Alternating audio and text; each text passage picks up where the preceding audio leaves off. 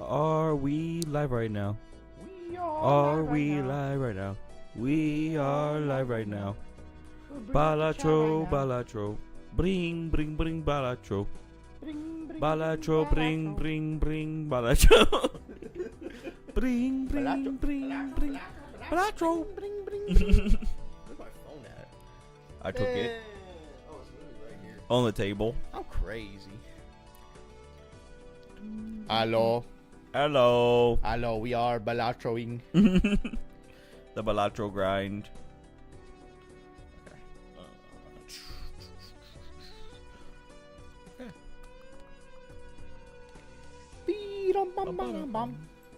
I'll have that stuck in my head for like the next week, probably. Okay, I guess we're going Nebula deck. That's next in line.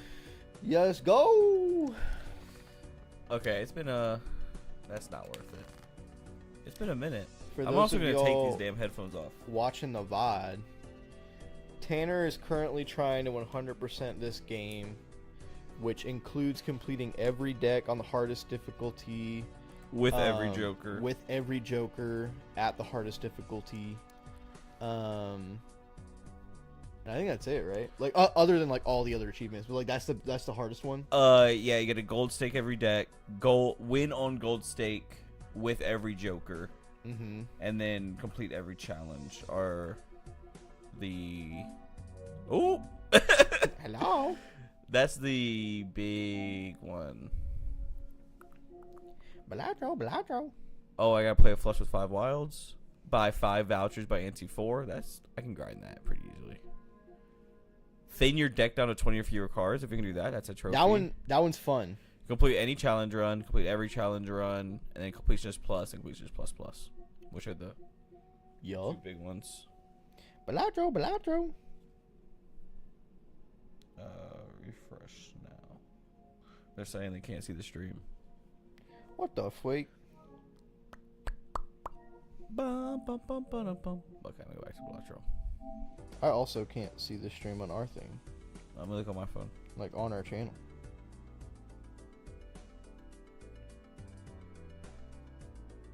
What the hell?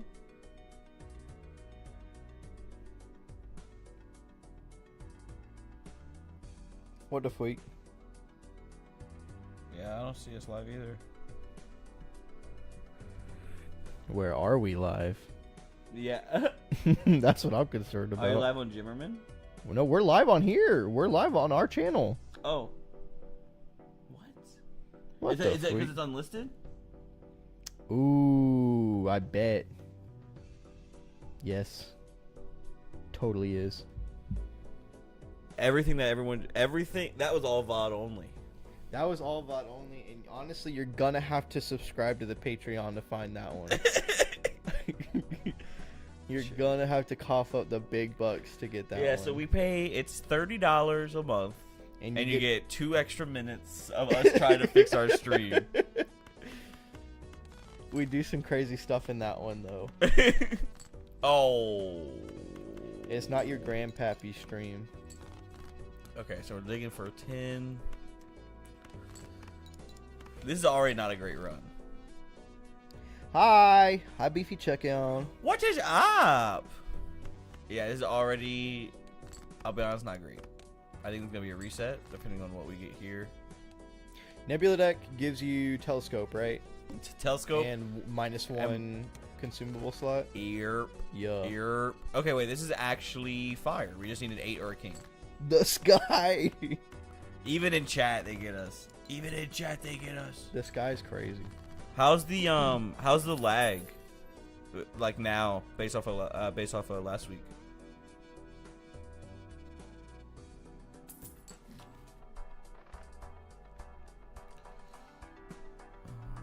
Hello? Not too bad? Not too Good. bad. Okay, that's much better. Oh, well, I just wanted to zoom into the chat, but it doesn't look like that's going to be an option. Just like 30 to 45 seconds. I mean, that's better. It's better than 2 minutes. I still think that's really long. That is still pretty long. I wonder if there's any settings on OBS so we can change that. Yeah. And did you turn on the low latency thing? Mm-hmm. Okay, well I'm gonna keep going. Why you do that? No, I'm gonna keep going. Look at the freaking people want to look at. Okay, so we got a business card.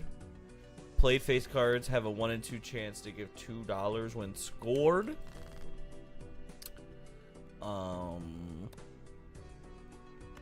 We have 2 5s and 2 jacks. I think we can. 100%, 100%. Wait, what happened? We're getting emojis. Oh. We're getting 100% emoji. 100, 100, 100. Okay, this might give us some money. This might give us some money. No money. That was actually kind of fucking bullshit. That I didn't get any money. I didn't mean to play Money. Is that all it's about? Money. In the early this game? in the early game, yeah. This might be another reset. Yeah, I'm not seeing anything. I'll check that out on the next stream. Hey, every stream's an improvement. That's our goal. You know what? Okay, actually, real talk though. I wanted to talk to you about that. We were talking about, or like kind of our whole goal in my directing class right now is that it doesn't matter what you do in the class as long as you get 1% better every day. Yeah. If you can, even if it's just improving yourself. Yeah. You just gotta stay locked in. Like as long as you can improve on something by 1% every day, that's all that matters. And I think that's such a cool thing to live by. I completely agree. And if you wait until it's perfect to do anything, you'll never do anything. Agreed. Because nothing is perfect on the first try. Facts. This sucks. Okay. What are you going for right now? Just straights? I guess straights to try to get the upgrade. Yeah.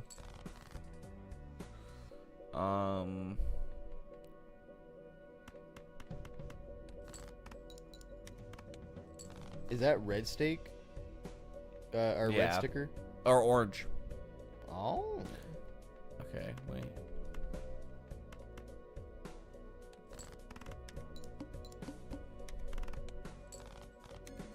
Okay, that was actually kind of based. Give us a Joker. This is pretty good. Yeah. Also, planets are very good, especially with telescope. But I don't think straight is our most played hand. And that's what telescope does, right? And you can just start leaning into it and getting. I mean, we have runner. We can get 2 level ups of Saturn.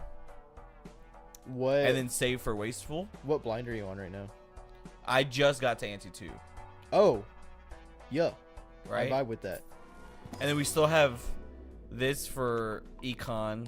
I do. Yeah, I think.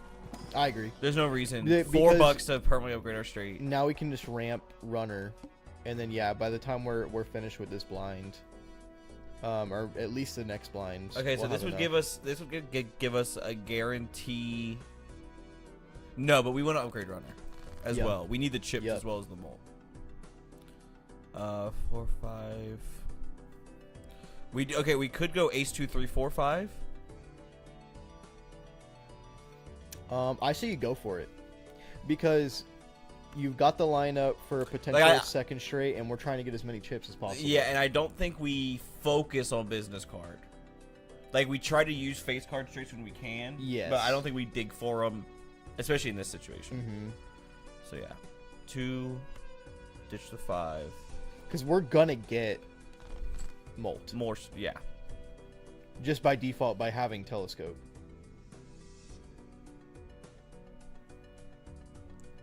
You could shoot for another 3 because you already have everything you need. Mm-hmm. I'm trying to think of what to get rid of. I think we keep the ace and get rid of the 6s. I agree. Nice. That's huge. That's actually huge. Cool. That's huge. That's gonna win. Actually, yeah. I guess we probably should actually dig for the face cards a little bit, because just for the econ. Yeah, because 1 straight is gonna win us if we can keep hitting these. Mm-hmm. Okay, we're guaranteed $3 if we win. We're guaranteed $4 if we win, plus $1 per hand. Can we make $7?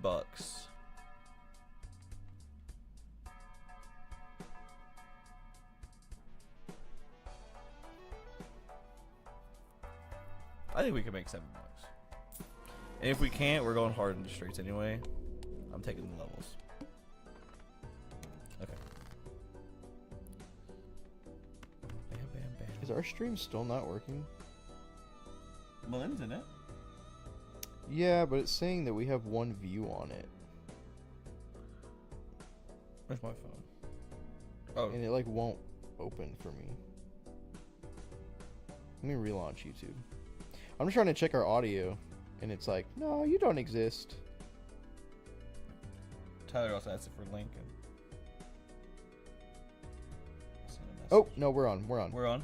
Yeah, I'm just actually smoking crack right now. Yedge.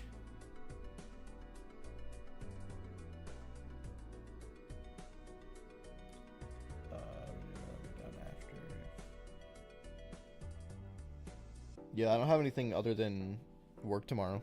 Bet. Okay. 8, 9. So yeah, we need the queen either way, and we need the 10 either way. So we just take 4. I agree. Just full send that bitch.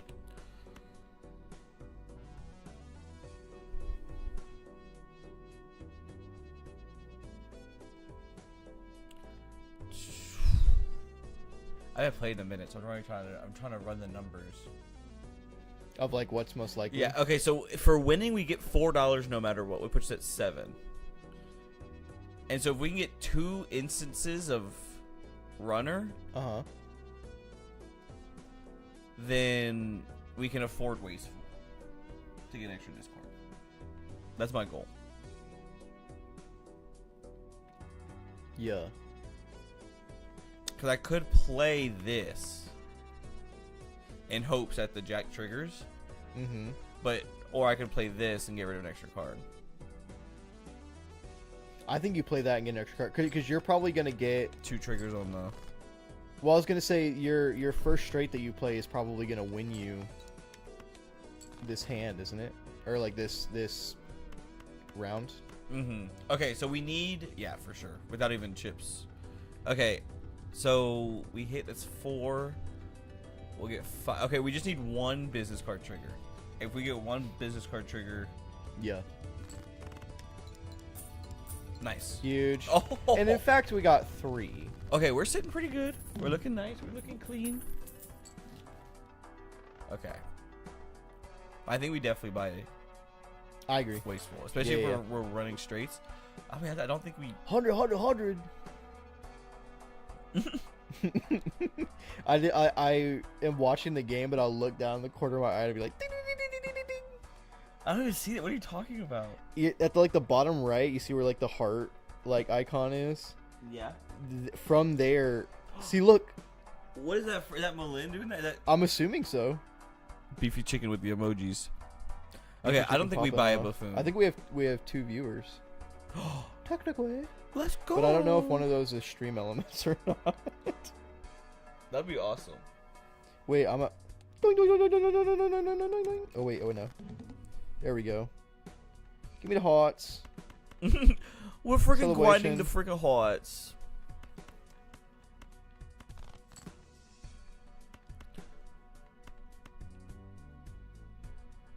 I just need the 9. I didn't need the 9 after. I just leave it. Bam. Dude, okay. We need, we just need more planets. We need, if we can get planet generation, yeah, we're taking that. Tanner, yes. I want to talk to you about something. Okay. So I did a film project today. Okay.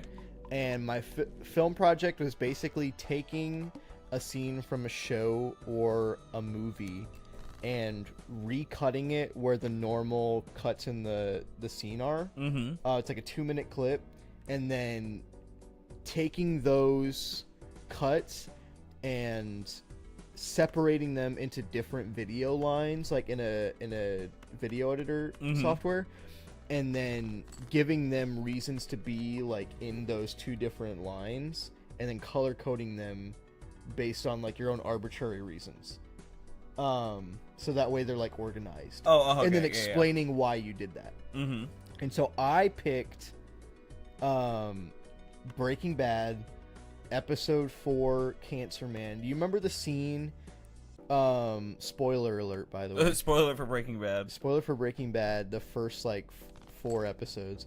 Do you remember the scene in Breaking Bad when Walt sees the guy that he meets at the bank, like the super douchebag guy with the headset, and he meets him later, or he sees him later pull up into the gas station, and he uses the squeegee to, like, blow up his car? Yes. Oh my god, yes. Like, fucking iconic scene, right? Mm-hmm. And so I split the clips up into him using, or my thesis for that scene is that he is using his free will for the first time for his own personal gain. Yeah, like he doesn't have a. It's a purely selfish reason to do it. Yes, like I would argue that the thesis for that entire show is that Walt is choosing to do what he wants to do with his life. 100%. Because he literally says that, right? But like, yeah. I think that same thing follows through for the rest of the show without saying too much, right? Mm-hmm. And I personally think that is the first moment we see him do it purely for his own benefit. Yeah. Every other time he does something out of his own free will, it's for someone else. It's for his family. Help his family. Yep. I'm going to do what I want the way I want it to help this person or to do this thing. But I think that is the first time that we actually see Heisenberg. Yeah, I completely agree with that. That's extremely early in the series as well. Agreed. Because I think that before analyzing that scene, I considered the first time that we see Heisenberg to be when he decides he's going to make meth.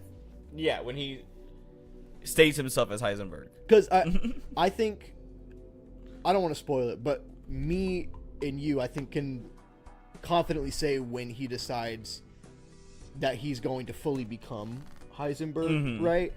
But the moment that he decides he is going to, what I said was just grab power. Yeah, it was like a full power grab in that moment. I don't know if do you agree with that? Like in that car scene? In the car scene. Yeah, that's 100% a power grab. Yeah, I do completely agree with that. I'm trying to think of how to phrase what I'm trying to say. Because I agree, like, he is taking his life into his own hands for the first time, and he is.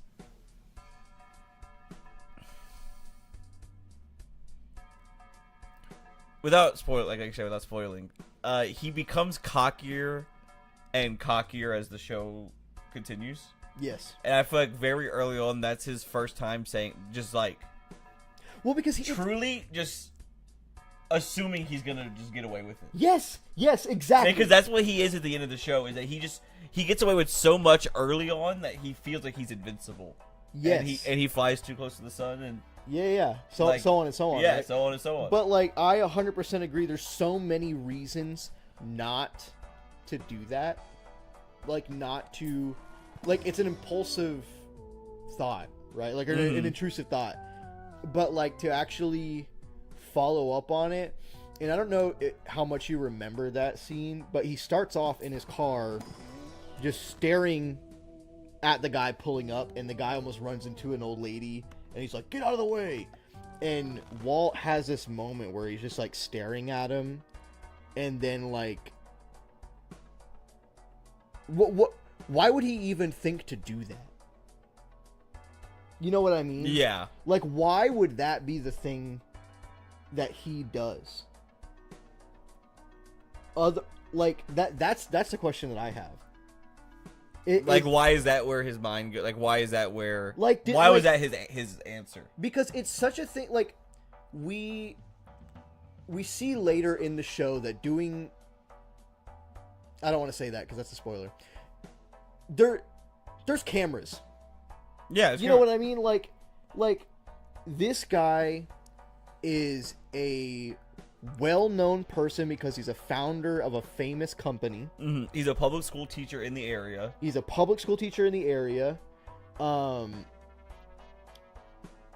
He works at one of the busiest car washes in town,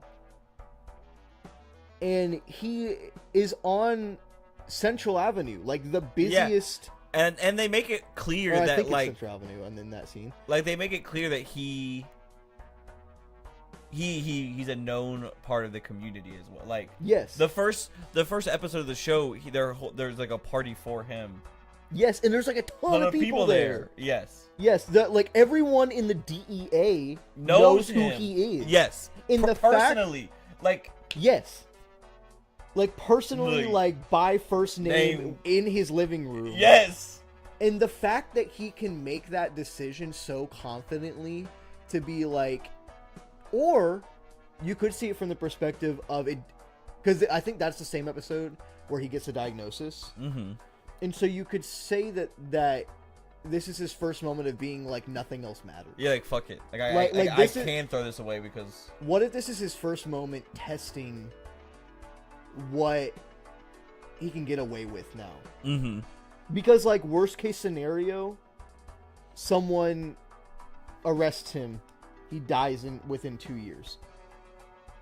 Worst case scenario. That's his diagnosis time. Yeah, you know what I mean? like if he ends up in prison, he's not staying in prison long. Just because, yeah, like a big fucking whoop. Yeah. And so if he's gonna do something for himself, it might as well be something big and lavish and like something that like otherwise he just absolutely could not do. Also, without spoiling other scenes, there's a lot of times Walter White explodes a car in that show. If you think about it, there's like 4 or 5 times that happens in the show. Uh-huh. And they all happen at very like large moments.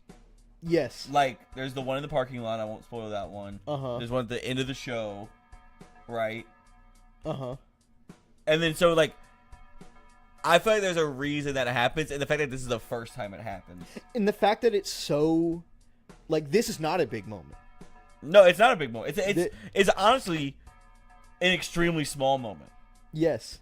Like it has nothing to really even do with Walt. Mm-hmm. He just happened to be. Because I think I saw when I first watched that, I think I first saw him being like, I am just doing something that feels good. Mm-hmm. But I think it's so much bigger than that, because other than that moment, I don't think he does anything in reaction to his diagnosis. He like keeps it to himself. He like barely listens. He sells meth to it happening. True. No. But like that's not for him. Yeah. You know what I mean? Like he doesn't like deal with the situation, and I feel like that's him lashing out. Yeah. And it, like in the same way that like a kid would when they are told like you can't do that. And the thing about that is I like that because I feel bad. But like with the theming of the show, it ends with you kind of start learning that everything he's doing is for his family, but that was never it was an ego boost. It was Walter White's a narcissist who sees himself as the most important person. Yeah. When he I have comments about that, but I'm not going to make them because I don't want to spoil stuff. Yeah. But yeah. I 100% see what you're saying, and I agree. And that's like the most famous scene of the whole show is a direct response to that thesis. Yeah. 100%. Like wild. I just think that scene is like one of the best scenes in the entire show. And I think it's so like I need to rewatch Breaking Bad. Underrated. Yeah. Have you seen Better Call Saul? I'm currently watching it right now. Oh, dude. We're in season 2. We're like halfway through season 2 right now. Incredible. Better Call Saul is an extremely phenomenal show. Yeah. This might be an 8.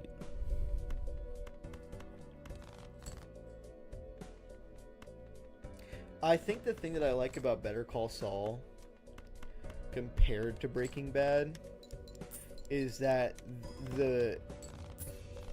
each character is so much more fleshed out than in Breaking Bad. Oh, I completely agree with that. I think Breaking Bad is extremely focused on a few characters and their character development, and everyone else is like reacting and like not cannon fodder, but like they are there for like those moments, people in those moments, yeah, right?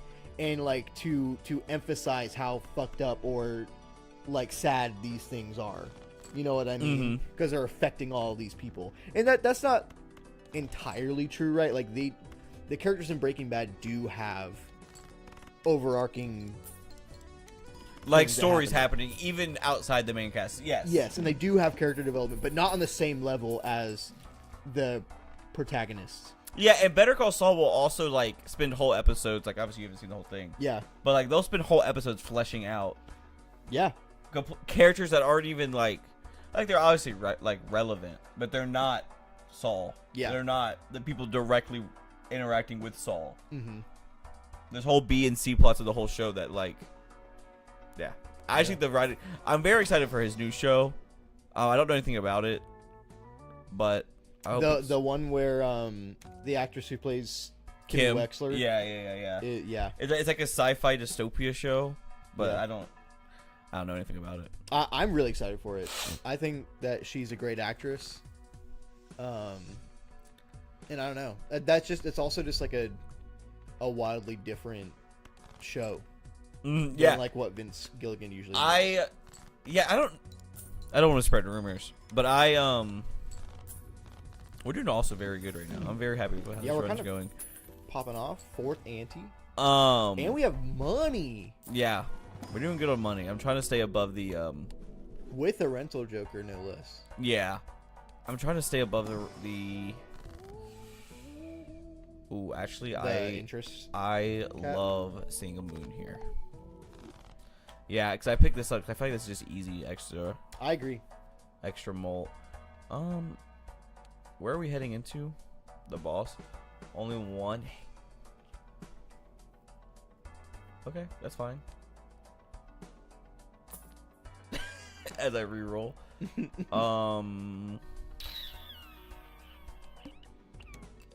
I think we'll be fine. We just have to find a straight. Yeah. Okay, we have. I think we're. Jack 10-9. We definitely focused around that. We could go 8. I guess we might as well just go for the queen. I agree. 9, 10, Jack, queen. Awkward. Okay, 9, 10, Jack, queen. Huge. Thank you, queen. King, Jack, 10, 9. Okay, that wins. Oh, and it was a freaking. I'm running the show, I know. And it was a perfect runner as well, or a perfect business card. Yedge. At some point, we're gonna sell business. Or at some point, we're gonna sell business card. Yeah. I mean, I probably shouldn't pick that up actually. I mean, don't worry, it won't really matter. I was about to say you can sell it too, and I feel like that doesn't harm us really. I'm gonna get rid of this, especially because it's not a rental.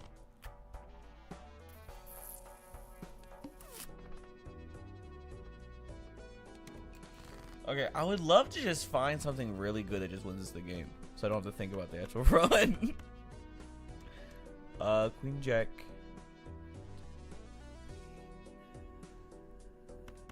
Yeah. I put the glass on the ace or that 8. That way, if it breaks, we're not like losing a like phenomenal thing, but we can still sneak it into the like sneak it into hands, like a Queen Jack 10 9 8 hander. Okay, I think we buy this. We have the money, and now we can reroll a little easier. Damn, it's not really wanting to give us like good jokers. Really, yeah. I mean, I say that with like we do have 2 times malt jokers right now, but it would be nice to have one that's not going to go away soon. Yeah, that's the issue. Okay, that is one of my least favorite parts about perishable jokers. Is a lot of the joke. This is also fire. I do not mind the perishable aspect of perishable joker. Mm-hmm. I mind the fact that without what's the joker that makes it to where the same jokers can appear in the shop? Oh, I don't know his name. I don't know what you're talking about. Showman? Yes. Without Showman, you pick up like a good joker. Like Photograph, I think is one of the best jokers in the game, but now for the next 5 turns, you can't. I can't find a Photograph that's permanent. Yeah. And that's, I think, the worst part about it. It's not the fact I'm going to lose it. It's the fact that you can't find a better version Is that I of can't... it. Yeah, yes. That could be big. It is... But it's perishable, and I feel like that's not worth it to sell everything else. I do agree. Especially because I'd rather just find one that's not perishable. Yeah. And be able to actually keep it. I agree. This is also great. This honestly could replace Business Card as an econ joker. I don't like that it's permanent, though. Yeah. Permanent's kind of tough. I do like that it's not gold already. But I guess I can just replace Business Card like the last shop with just any non. That's true.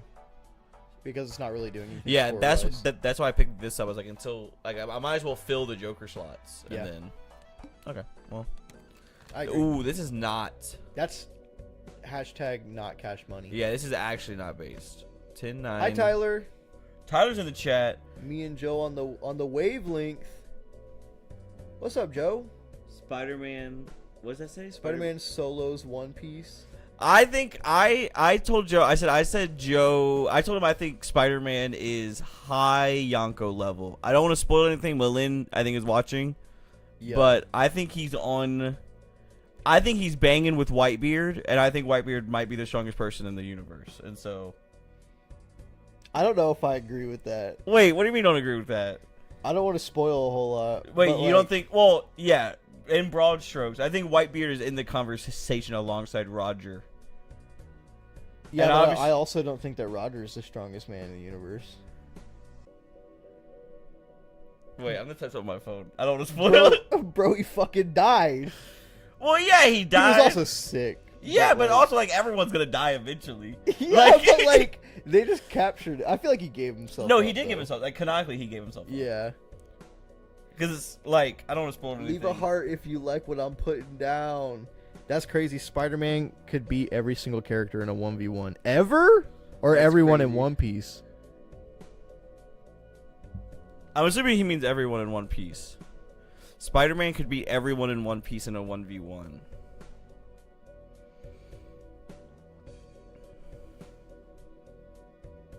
I don't. Here's okay. Like, I think he's like. Does Spider-Man beat Big Mom? I think Spider-Man beats Big Mom. But Big Mom is literally unbeatable. What do you mean she's unbeatable? Also, because we're getting. Okay, I can't say much more. He would be top 1 inverse. I do agree that he beats Akainu to the race to the One Piece, and I do. I agree. I said this. I said if Spider-Man was dropped into One Piece and was told to get the One Piece, he would beat everyone in the verse to the One Piece. Yes, I 100% agree.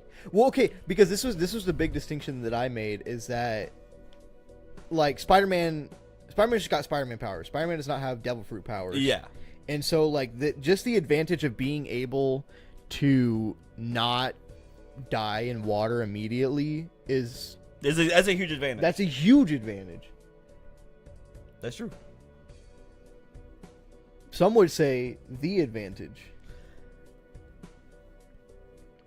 I just don't. I think Spider-Man would be in the strongest category in the One Piece verse, alongside Whitebeard, Roger, other characters. I think he's high Yonkos. He'd be top 1 in verse. Beats Akainu in the race of the One Piece. Literally Marvel rivals Spider-Man web pull into the water. Yeah. Okay, wait. You got a point with that. That's one, what Joe was saying. That's what Joe was saying. That fucker's the most annoying character on the planet. And I think that he does take out everyone, no sweat. Okay. I agree. I think that is... But, like, there's not always water around. Okay. But, okay. If we're roping Marvel rivals logic into it... There are characters that, like, definitely counter Spider-Man. Easy. Yeah. And so, are those top verse? Yeah, okay, so you're saying that, like... Spider-Man? Like, since in Marvel Rivals... Like, what's the best Spider-Man counter in Marvel Rivals? Probably someone like Bucky, who can, like, stun him. Yeah. And to stop him from moving. So Bucky is top in verse. Bucky top in verse. The Winter Soldier.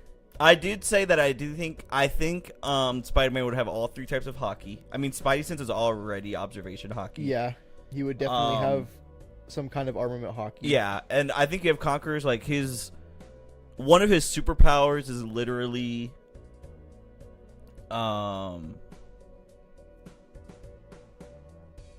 willpower. True. Like it is like it is like a listed superpower. Mm-hmm. Yeah, okay, but like Ultimate Miles Morales beats those silly gooses, so what then? Okay, that's a great question. Who I guess it would just come down to who's the strongest Spider-Man variant. But what Spider-Man variant would do the best in the One Piece world? Yeah, like there's certain disadvantages to some of them. Peter and Miles in all Spider-Man would have better conquerors than Shanks. Ooh, Shanks is tough. Shanks is tough. Man. Shanks is pretty high. He's pretty up there. If assuming that Spider-Man's willpower is directly translating to hockey and he does not need to be trained with hockey, like if we're going like power scale wise, like these characters know how these power systems work, then I think I would agree with that actually. I think Spider-Man shows more willpower than Shanks, and I think, without spoiling anything, I just think Spider-Man. Shanks had a tough life. I mean, he grew up a pirate, whatever, but like, yeah, I think it also depends on what verse Spider-Man we're talking about. Yeah, I will say I don't think Peter Parker not holding back kills Shanks in a single punch. Oh, not holding back kills Shanks in a single punch. Full bloodlust post Aunt May. I mean, I don't.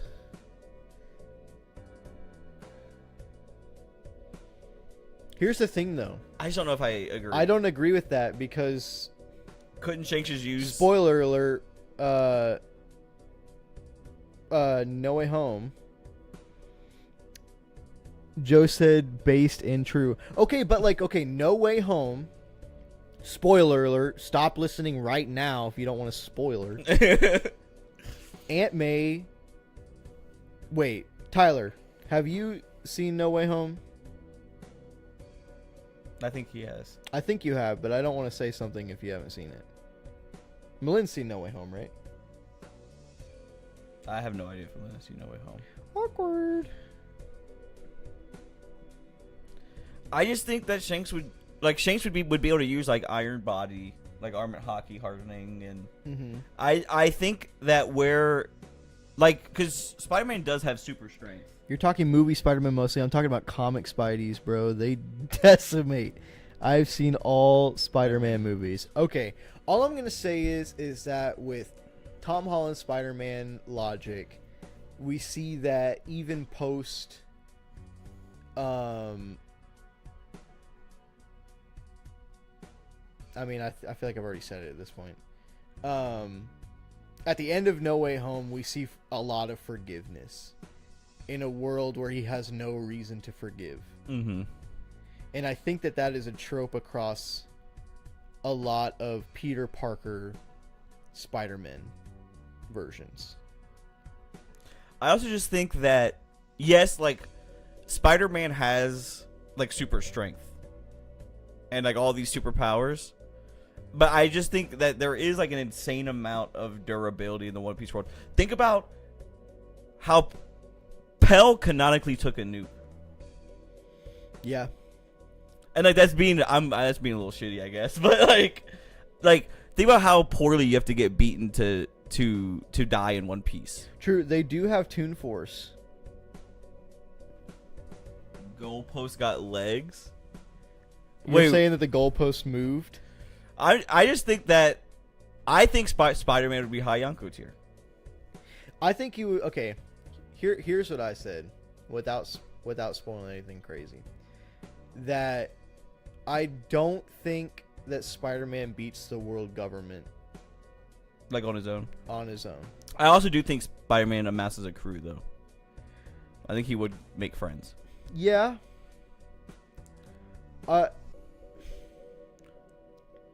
Yeah.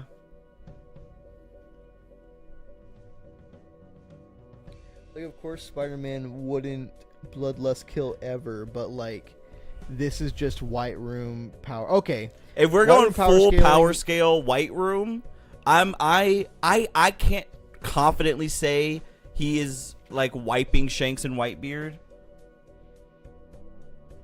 Spider-Man fixes the world government for. I don't think so. I don't think so. I'll be honest. I don't agree with that. I think that there's too much corruption there, and I think he would just straight up have to kill them all. I just don't think Spider-Man could take on like.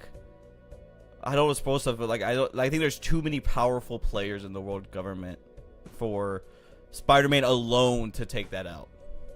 Also, Spider-Man gets knocked down. Blackbeard comes for him. Eats him like soup. Blackbeard is Spider-Man. Eats him like soup.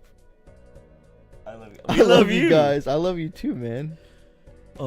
Have you later in the stream in a little bit we're gonna watch the new Morge video. Have you seen it, Tyler? It's really good. It is. It is. From what I've seen and heard about it, it's flames. It's very good. It's so cold. Because I saw his thesis for it, I think, and that's all I saw.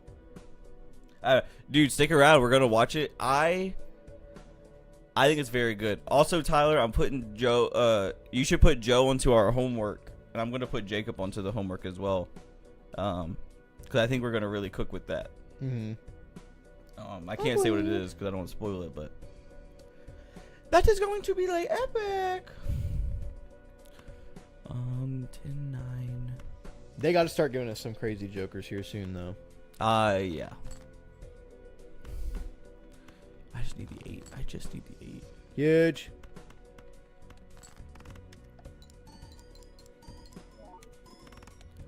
Oh.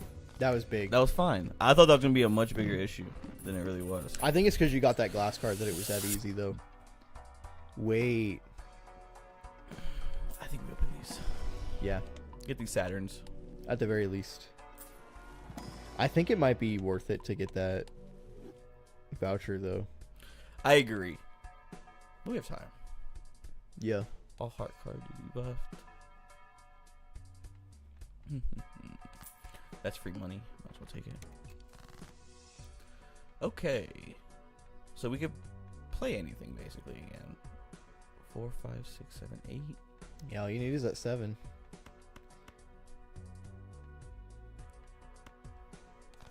Yes. There it is. We'll turn the Queen Gold. Why not? 87654. Okay, I think this might be the last round. Oh no, we have one more. We have one more photograph, and then we lose photograph. Yeah, I would. Forever. I would like to get a Joker that I can use. I'll take a Temperance is huge, actually. And I can immediately buy this. Yep. That's big. Okay, this is our last round with photograph. We're losing. Look at this photograph. All right, we have 2 more rounds with photograph. Thanks to Tanner singing. That'd be awesome. Okay, bye-bye photographs. Skill-based incentives. We're going to... Or rewards. We're going to sell you before we go to the next shop. And then not get lucky. Joe says... Dude, that's awesome. I've done some cooking. If y'all are up tonight, I would love to just like talk about it as a group tonight. I've done some cooking. I think I have some pretty good picks. Yeah. Yeah. I've even done some research. I did some math. Okay. I looked at some ages. I looked at some timelines. I'm pretty confident. Obviously, you have no idea what the. Are we doing homework for some expert theory crafting? Yes, about something I think is gonna get revealed very soon. That's huge. These all fucking suck. I'm so happy my jaw doesn't hurt anymore. Yeah, you kind of got. Yeah, you. So how did you hurt your jaw? So I naturally just like have a really bad jaw. So when I extend it too far, I get lockjaw. Oh. I don't know when that started happening, but like He gets lockjaw. But yeah, if I just like open it too much, like I'll be eating sometimes, and I'll either get lockjaw like in the back, or I will get what is not like technically lockjaw, but like the front of my jaw will cramp. Ooh. And like it'll be like right underneath where my teeth are, like on my bottom jaw, and it hurts like a motherfucker. I mean, that sounds really painful. It is, and I have to like massage it and like push it back in place. It is like the worst thing ever sometimes. But you know what hurts more? This freaking run's about to die. No, That's it's what hurts not. more. No, it's not. Joe, Tyler, what are you and Joe up to right now? Are y'all grinding some rivals? Y'all chilling? Is he grinding some Silk Song?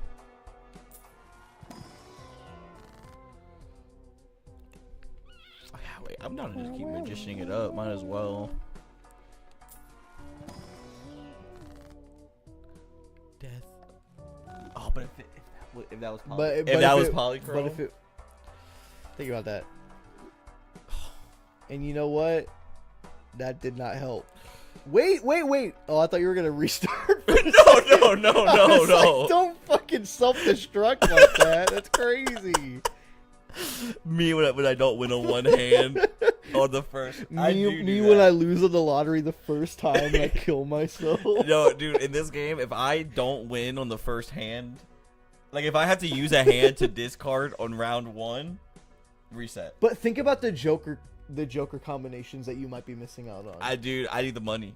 I need the dollar. For round 1? Yes. You don't even give on it gold stake. You don't even give it like one ante. No, I'll be honest. The way I play is literally like I go for a straight that, because if you if you in ante 1 round 1 of Balatro, if you get a straight where the lowest card is 8 or greater, it wins in one hand. Facts. And so I go for that, and if I don't get that in my allotted discards, I pause the game and I hit new run. And That's crazy. You know what I actually do though? On erratic deck, I will restart the run every single time until I get enough like one-sided cards to make a 5 of a kind run. That's the same thing. That is the same thing. Except I do it for $1. You do it for a good deck. What would you do for $1? We only won that for the. What do I do for $1? Yeah, what would you do Anything. for $1? Anything. Name it. Crack cocaine. Yup. I do that. What? For, No, I wouldn't do crack cocaine. I'm actually very against crack cocaine. Same. Every part of it, actually. The crack and the coke and the cane. I bought the nanner in case the nanner expires. We can get a Cavendish. Yeah. I mean, I guess we just Hierophant. This is a little scary right now. I'm not gonna lie. Would you attempt a backflip for $1? On like solid ground? On solid ground. I'll be honest, no. I think I might break my neck. Would you? Okay. Like if I earnestly tried to backflip. What if where you were starting, the backflip was like 3 feet off of where you were gonna land the backflip? Like I'm 3 feet high? Someone would be like, "You fucking got this. You're the coolest guy ever." He's like really hyping you up, and he's like, "And if you win, you get $1." Where do I? Yeah! Is there like a crash pad? Or am I going straight on like the concrete? No crash pad. I'm not doing a flip. What if there is a crash pad? Yeah, I'll go for it. You go for it? Yeah, if there's a crash pad. I don't think I'd go for it for $1. I'd be like, I'll break my fucking neck. Not with a crash pad. With a crash pad, you might break your neck. You physically can't. It's a crash pad. What do you mean? That's like the whole point. You can't break your neck on anything. On any.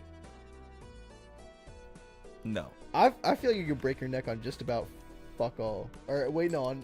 Yeah. That means nothing. You're Exactly. indestructible neck. You can break your ass on fuck all. I think you can break your neck on just about anything. I'm gonna. Never mind. Hey, I got the jack. See, I'm gonna break my neck if I don't get a jack. But I got the jack, so it's for chill. And we got $20. It doesn't matter because we're not gonna win. Yes, we are. 2, 3, 4, 5. Ace.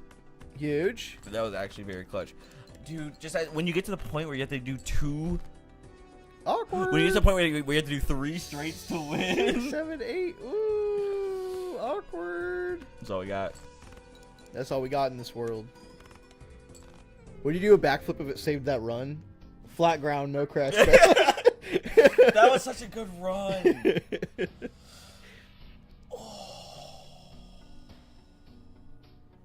Well, back to Looks like we found out who the real Joker is. I'm gonna. Hold on. I'm gonna block our face. No, I'm gonna block that so we can still see that. Yedge. No way I can see without having to move my mic. Yedge. Hedge. Yedge. I need a 10 here. That's a See, look, 10. That's not a reset for me. That's a continue. That's a continue. If you didn't get the 10, that's a that's reset. You couldn't catch me resetting for that. Okay. Now that's free dollar every round. Tell me that's not a free dollar every round. That is a free. No, I would take that personally. That's positive 4 total dollars over 5 rounds. And I think I go for the buffoon pack. Yeah, I go for buffoon pack round 1. Yeah, that's more money. Fuck it. Oh, he said to the moon. Oh, yeah, I'm gonna go to the freaking moon.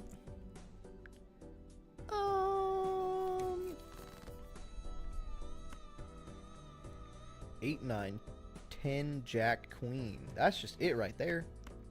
That is it right there. That'd be a little over 300 chips. That'd be like 312. That'd be like if someone did a 308. backflip on flat ground with no crash pad. And without the 3-foot jump. And without the 3-foot jump.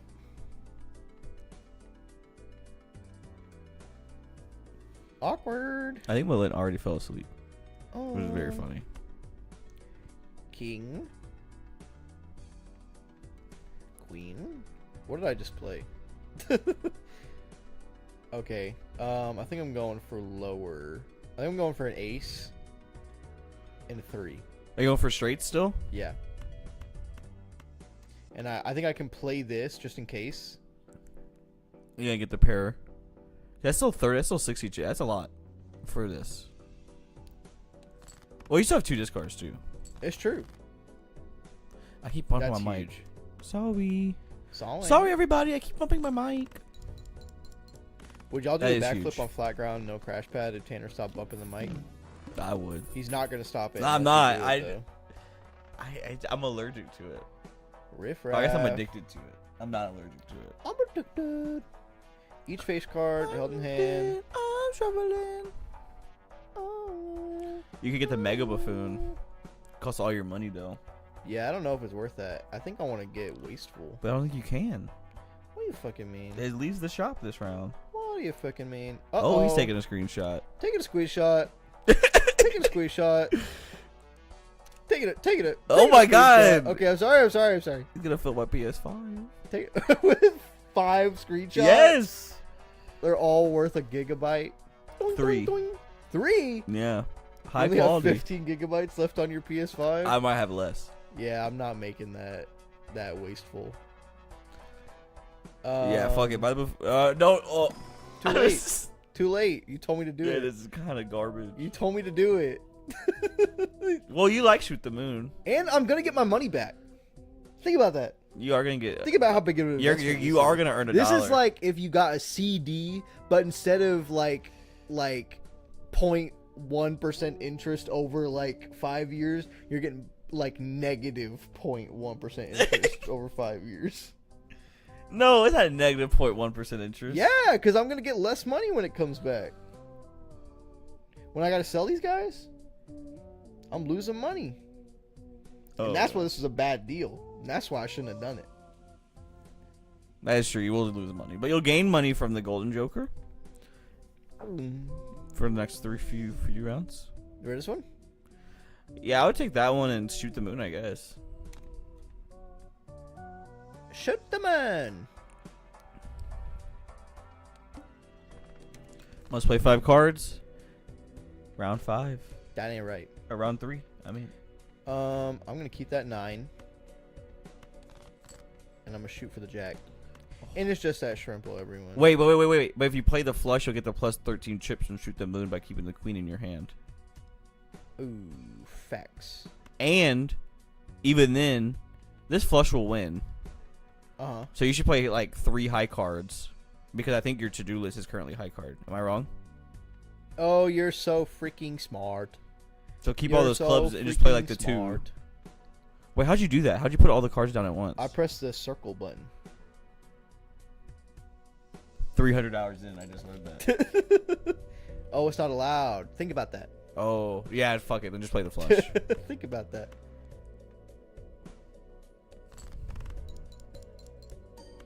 We just lost $1. We lost $1. Imagine being like, I'm gonna win, and then losing. That's what Balatro is like. I'll be honest. I thought we were gonna get a first try win. Also, remember you have telescope, True. but we're not really married to anything yet. Supernova's big, but we'd have to marry something. Yeah, we would have to commit to something. Hmm. I mean, devil breaks even if you use it. Facts. So if you don't need the $5 for anything else, or the $3 for anything else right now, Mm-hmm. I just. What if we? I think we just take What's in there? whatever Yeah. we And just like like vibe with the most. in here. and like let it guide the run. Yeah, I think if we're not gonna keep shoot the moon. Yeah, we can't. We can't. All we have is econ right now, All we have is permanently right at now. least. I think we just shoot for straights I because do. it's the best scalable. Straight is my favorite hand in the game in terms of 5-card hands. Yeah. They just scale so well. And that's it. That's all That's she it. wrote. All right, let's see what we got here. 1,000 chips. 1,000 chips down the damn drain after I get the worst hand of all time. No, you gotta find it straight. It is a lot of pairs. Awkward.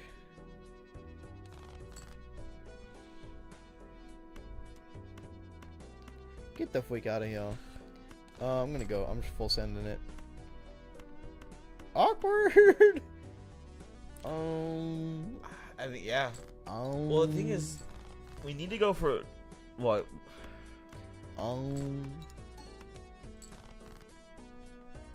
Watch this Okay. gameplay. Oh, and we got the extra queen. And we got the extra queen. And we make a gold queen. Yeah, and we make a gold queen.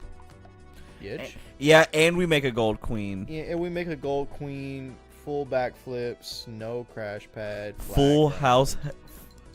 Full House heads rise. Are y'all watching Full House right now? I like think Full he's House. talking about. Oh, the game. I was thinking about the TV. I was like, why are y'all watching Full House? I like Full House. Fuck it, I'll say it. I do like Full House. And I like the Full Houses in the hand. I just don't. I do Full House hands every once in a while. I tend to do them on erratic deck because of the. Yeah. They're kind of easy to run on erratic deck. Because it's easier to get multiple cards. You're that so are, like, fucking funny. Thank you. Danny Tanner, Bob Saget. Rest in peace. Full House best 5 card. Respect. I mean, Tyler, I do know you're a big 2-pair head. And it's just 2-pair but better. 2 pairs actually huge. Yeah, especially with pair pants. If you get pair pants, 2 pairs becomes extremely viable. 5, 6, 7. We only need an 8. And you have 2 queens. But I'd have to just hope that I get an 8 out of ditching 2. Ooh, I'm already tired. God dang. I think I full send it. Full send. That was You pretty need good. 10. There it is. Yidge. Okay. You're pissing me off. Yeah, that 2 dudes haven't done jack shit. 2 pairs golden for sure. I think I try to fish for an extra. My absolute favorite run. Yeah. No, I don't. My Saturn is my most used run.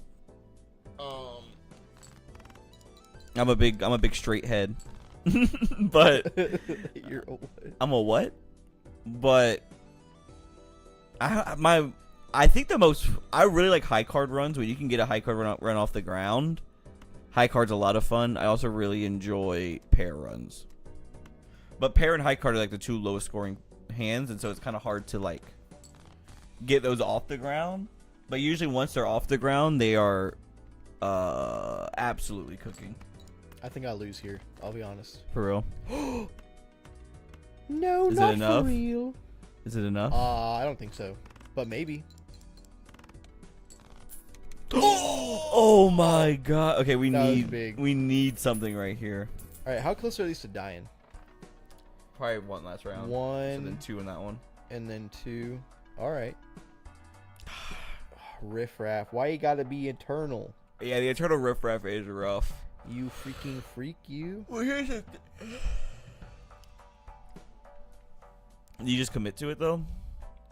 I mean, is it that or lose? You're gonna I hit. don't know. you're- I just learned this game. You're gonna have to hit $2,000, 2 Gs on the next round. That's facts. Here's the thing. That's all.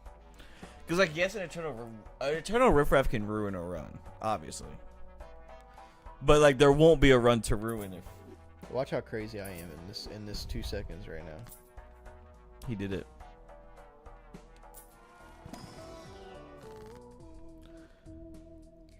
An Emperor.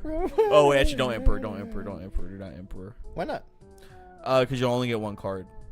Oh, facts.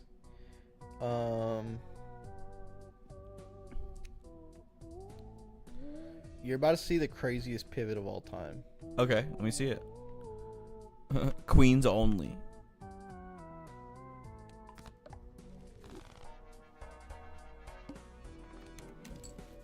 Play only one hand. Think about that.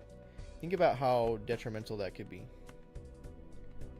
Oh, that's really bad. Think about that for just a moment. Okay, we need to find some queens. We do need to find some queens. That is factual.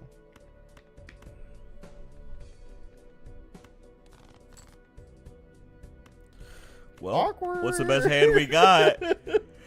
Pair 8. Ooh, yeah. I only have 2 4, discards. 5, 6, 7, 8. This will win. That's crazy. This will win. That is crazy, actually, because I did not deserve to win that. No, you did deserve to win that. Don't say that. If you didn't deserve it, you wouldn't be there, brother. That's facts. That's facts. And that's what the mindset should be. Mm-hmm. Gross Michel! Gross Michelle. Gross Michael.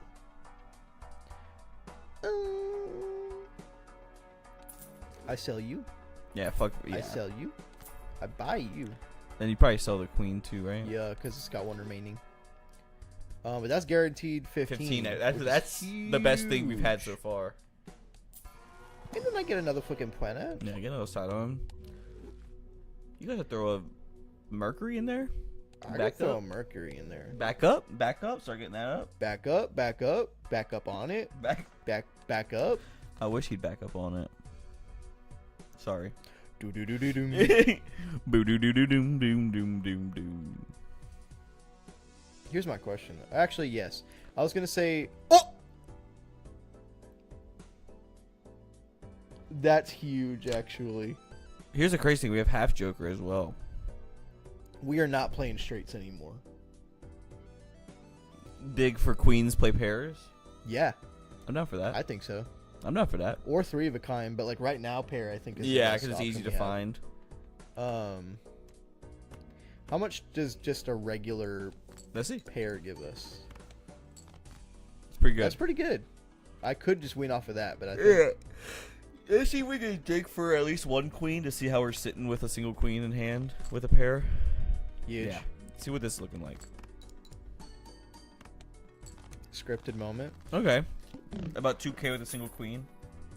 We definitely need more. Yeah. I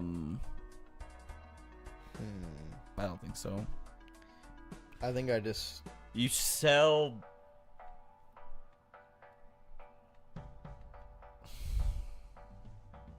You sell that. That's not doing anything for us right now. But it could be.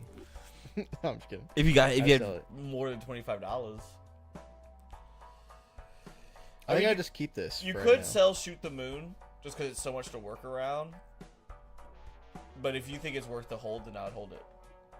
I just don't use Shoot I think the it's Moon that worth the often. hold because I can still just keep getting more riffraff jokers and selling them and rotating. Because I'm thinking this is great as long as I can get a time smolt. Yeah. I think this already sets me up for like late game as long as I can get a time smolt. Sorry, I'm yawning so freaking much. It's sleepy time in the room right now. It's not sweet, babe. Love for sleepy for me. Put it twos. Oh, dude, I'm so excited for you to watch this video.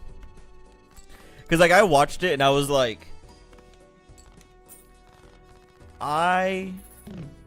going into it, I was come to bed, sleepyhead. Oh my goodness, Tyler. Look, I'll come to bed soon enough. But I heard the concept of the video in one of his live streams, and I was like, that seems like an interesting video. And then I watched it, and I was like, damn. Like, Tyler, I think this new Morge video that we're about to watch is like... I think it's better than the Blackbeard Seraphim video, personally. I really like that video. I think this is definitely his video of the year. And maybe one of the best Morge videos Like ever? he's ever made. Damn. I also, Tyler, I think it's up there with his egghead analysis, and I think his egghead analysis is also very good. I don't know why I did that. I think I just Wait, what'd you used do? the wrong card. I just turned an ace into a wild card on accident. Oh. That's not bad, And you have actually. 2 queens in hand, but one of them is debuffed. So we just get rid of that fucker Yeah. right there. Get rid of that fucker right there. Get rid of that fucker. Oh, dude, that's so exciting. Yeah, we can watch after this run. He thinks as well. Well, it's already almost 10. Yeah. Ace queen. Oh, nice. Oh wait, no. We're not going for straights. But it's right there. But the queen is right there. We need the queen. We do need the queen. Factual. I was fucking around. Wasn't even funny. Yeah, hold the 10 too. Oh, No. fuck me, I guess. I don't want to. Don't want Yeah, look, if you didn't make that ace a wild card, it would have not been debuffed. That's facts. I'm sorry, I didn't mean to hurt you like that. I didn't mean to hurt you like that. Girl, I didn't mean to hurt you like that. Girl, I didn't even know what I was doing.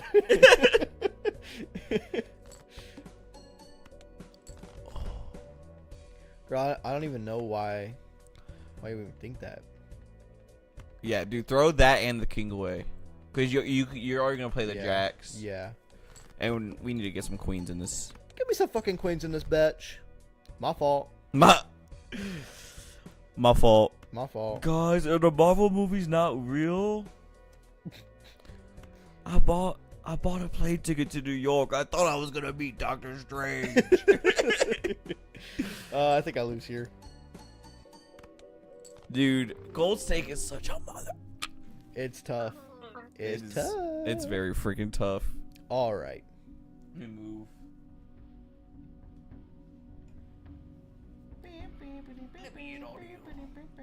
You want to? Yeah, you do it.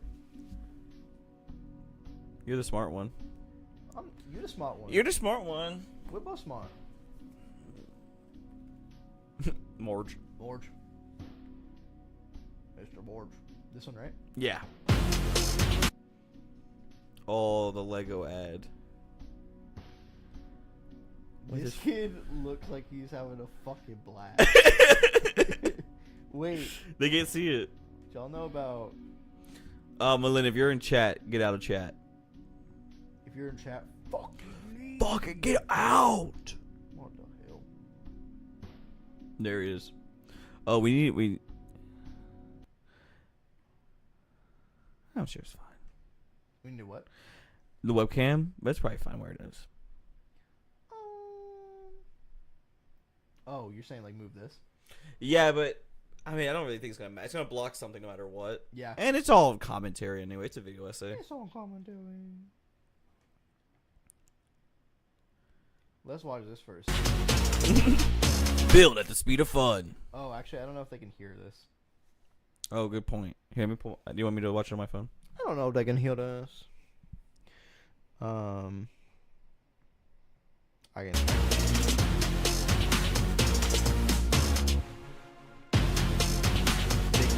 Yeah. Actually, I'm gonna just keep the chat. So I'm writing an essay on I'm gonna cats. keep the stream up on my phone. Cats in art history. I'm an art history major, and this final is due on That way I can Friday. also we can see Same chat on my day, phone. I'm as well. going on a road trip with my best friend Gabby. Luckily, I write with Grammarly. What once took me hours Luckily, I now write takes with minutes. Grammarly. So I can focus on what matters most, my voice.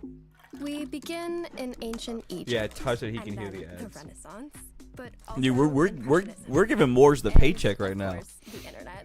No See? skipping. We're not even Easy skipping the peasy. ad. We said, bro, we're giving you the What kind minutes of on the grade ad. Are we talking here? Not my dream grade. Let's clarify this, shorten that, and Hannah boom. just texted me and said, "Hope you We don't have didn't pretty plan high on using your standards, pillows tonight am I because right? Bagel does." The dog's got your damn pillows. Dog got your damn pillow. Oh, I just realized that we can't hear the audio though. Yeah, we're gonna have to. Stop. We're gonna have to. We're just gonna have to tough it. Yeah, guys, we're gonna go no audio on this one.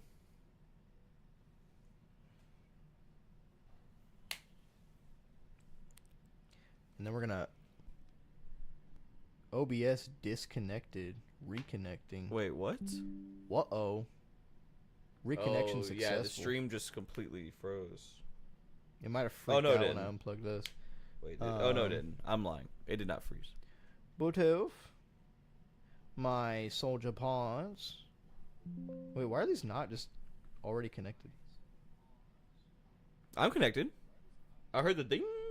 No, but it's connected to my phone right now. Oh. Could you hand me it back, actually? Yes. Epic. We also need to make sure we can hear the video with the Bluetooth signal as well. Factual. Just make sure it doesn't. Oh, actually, it might just be listed on more devices. Jacob. Soldier pawns. Soldier Ponds. Thank you. Sorry, what did you say a second ago? We need to just click play on the video once we're connected to make sure we're not losing it in OBS Yeah. because of the Bluetooth. One Piece revolves around our perceptions of morality, giving us a wide, varied spectrum of protagonists to root for, who Yeah, have we're all good. chosen different paths to walk in a morally complex world. Ooh, here we There are go. altruistic soldiers who uphold an Should we unjust do- system. Pirates who are captions on too. simultaneously Yeah. kind-hearted and selfish. And yet among these various protagonists, there's notably only one actual hero in the entire series. A character Oda has been saving for the finale of the story. Dude, I think this analysis whose is so time has freaking finally good. come to take center stage. Dragon. The only character who doesn't just claim to pursue justice, but actually chooses to walk the impossibly difficult path that must be traversed to truly achieve it. To understand the significance of what Dragon represents, we're going to be breaking down Oh, sorry. Sorry. Sorry. how Oda divides all of his other protagonists into two morally flawed categories, with Dragon existing as the sole exception, the lone hero who creates a third category of protagonist on his own. But before we get into it, make sure to subscribe. But first, if you want to Yeah, use the a protagonist that we don't know high-quality VPN fuck for all less than about. $3 a month, Okay. online, since it's We don't need to see Sorry, Cost Morge. Morge, I gave you the and actual free. YouTube $3 a ads. I month. don't need your sponsor as well. So that aside, to begin with, we have to examine the fundamental problem of the One Piece world and why Dragon is the only, yes, the only character to ever actually try to solve it, which is what makes Dragon the only genuine hero in the story. The world of One Piece is run by a dystopic government that has two crucial elements that make it extremely difficult to be a hero in this world.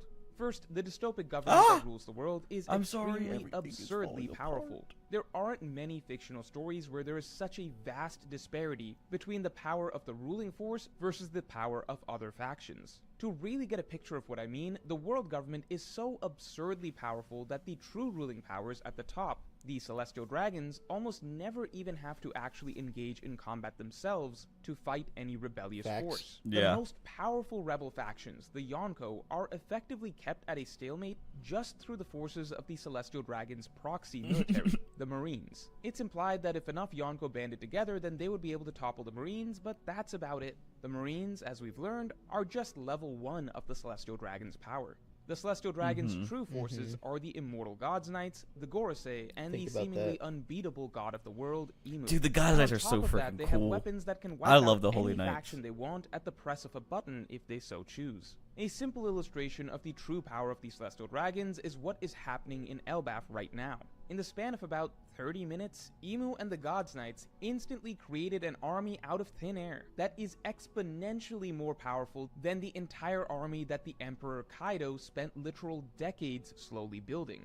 The idea of actually trying to defeat the world actually fucked up. Dragons is seemingly a genuinely impossible task. Even the strongest factions are aware that they have little chance getting past even the basic marine forces before having to contend with the powers of the gods at the top. But the other primary issue with the world government is that they aren't blatantly dystopic, and not everything they do is evil. In fact, for the most part, they actually do try to maintain a peaceful and harmonious world. I think this is one of the best points he citizens. makes. It's generally only when people step out of line or don't I have properly pay seen tribute to the- the this Celestial one. Dragons Yeah, that they are I punished. agree. But for the average person in the One Piece world, we know the they're evil, but far more prominent issue on a day-to-day basis is not the world government, it's pirates. We, the reader, of course, feel outrage at the world government for incidents like Ohara or the Celestial Dragon hunting competitions, but Hey, carrots. oh my That's god, the crazy. mid-roll ad. Oh yeah, because I'm not signed in. I think you're But Get the it's freak easy out of to my forget face. that these same type of incidents are actually committed said, with "Hold up. far, Hold up. far Let me greater log in." frequency by pirates. The Big Mom pirates casually wipe out entire nations on the regular for trivial reasons. Kaido's commanders are literally labeled calamities because of the absolute destruction of civilizations that they leave in their wake. Even weak pirate crews raze entire islands to the ground and massacre its citizens the moment those islands are not protected by the Marines. Pirates enact genocide of races True. and A lot enslave of the- innocents just like the Celestial people we Dragons, do- but on a much See, like a lot of the pirates that we see are mostly bad. Yes, like think about the most villains in One Piece are pirates. Yeah. Hody Jones, pirate. Mhm. Caesar, not a pirate, right? He's not a pirate. Mhm. Doflamingo, pirate. Pirate. Big Mom, pirate. Kaido, pirate. Even Jack for Zoe, pirate.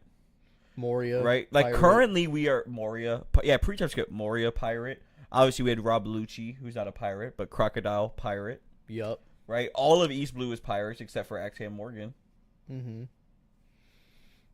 Yeah. Like, And we have to assume that like the rest of the world, this is also happening because why would they be so willingly paying towards the Heavenly Tribute. the heavenly tribute? Yeah.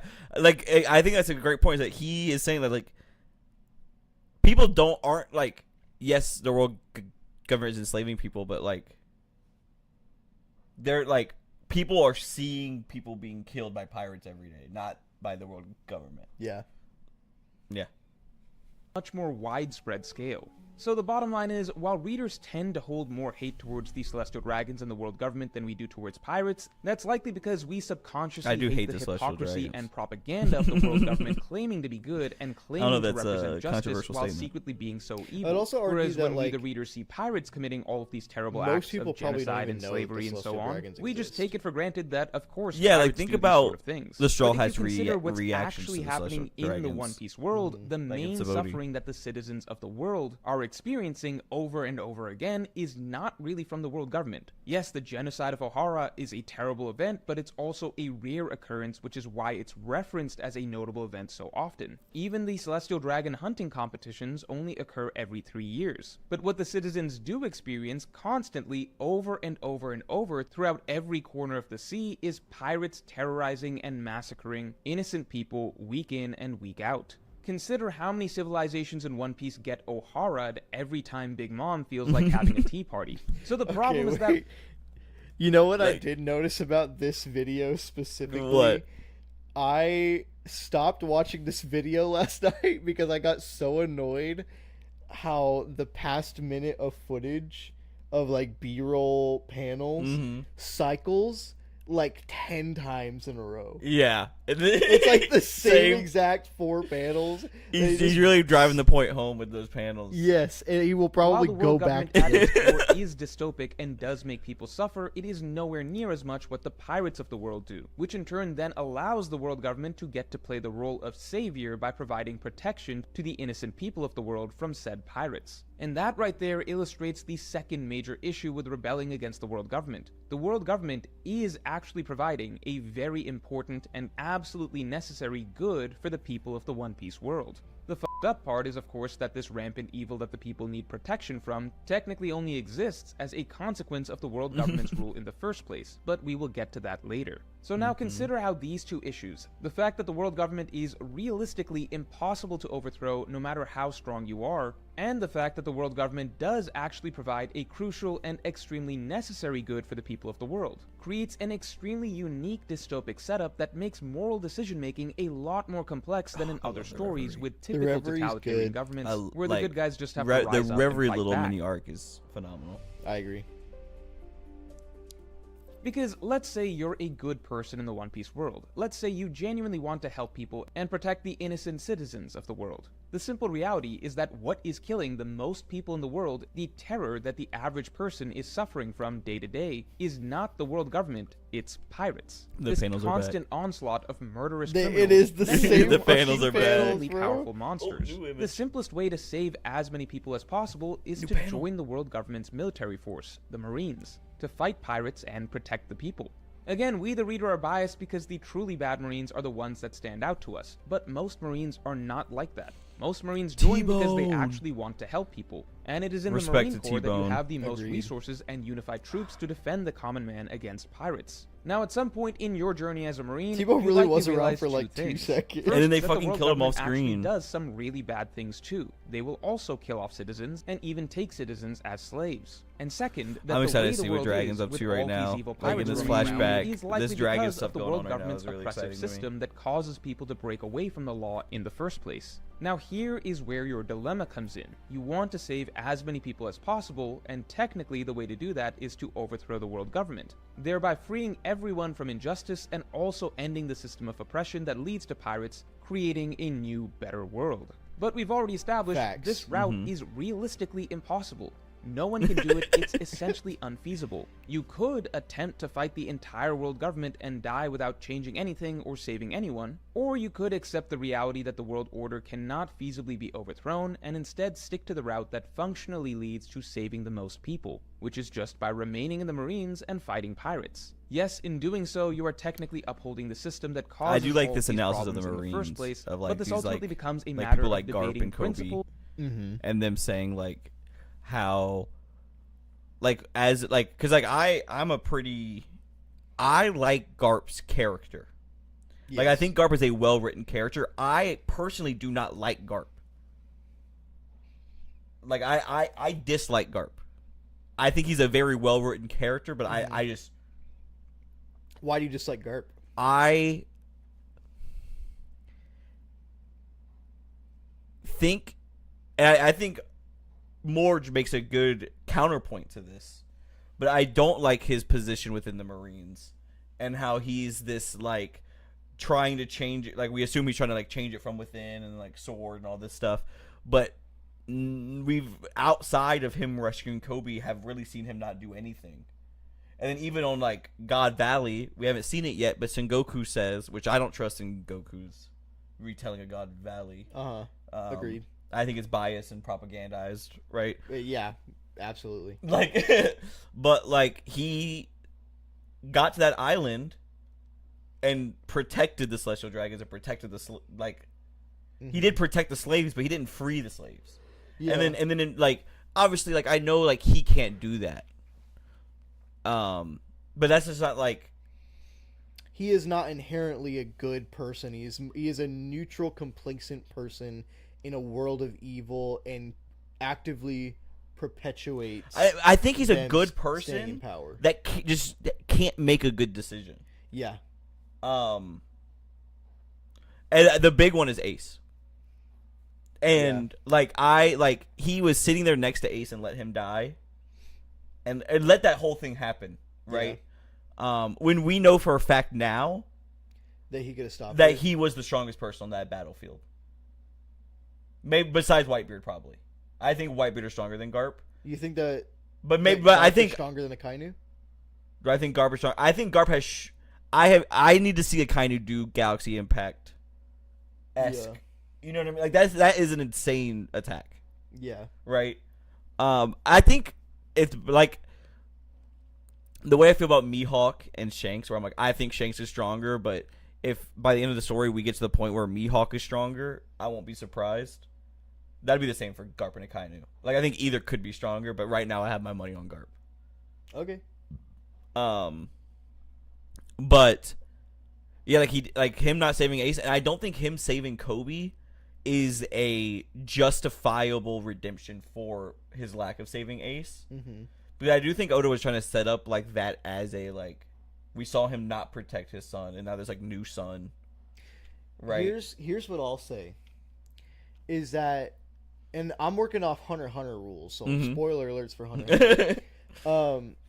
But when we're discussing fighting in general, there is an inherent respect that comes between you and the people that you're fighting giving their all, regardless of their personal feelings towards you or their connections towards you. Like if you are fighting and you have both agreed that you are fighting as like a duel, then you are fighting to the death no matter what the external factors are. Yeah.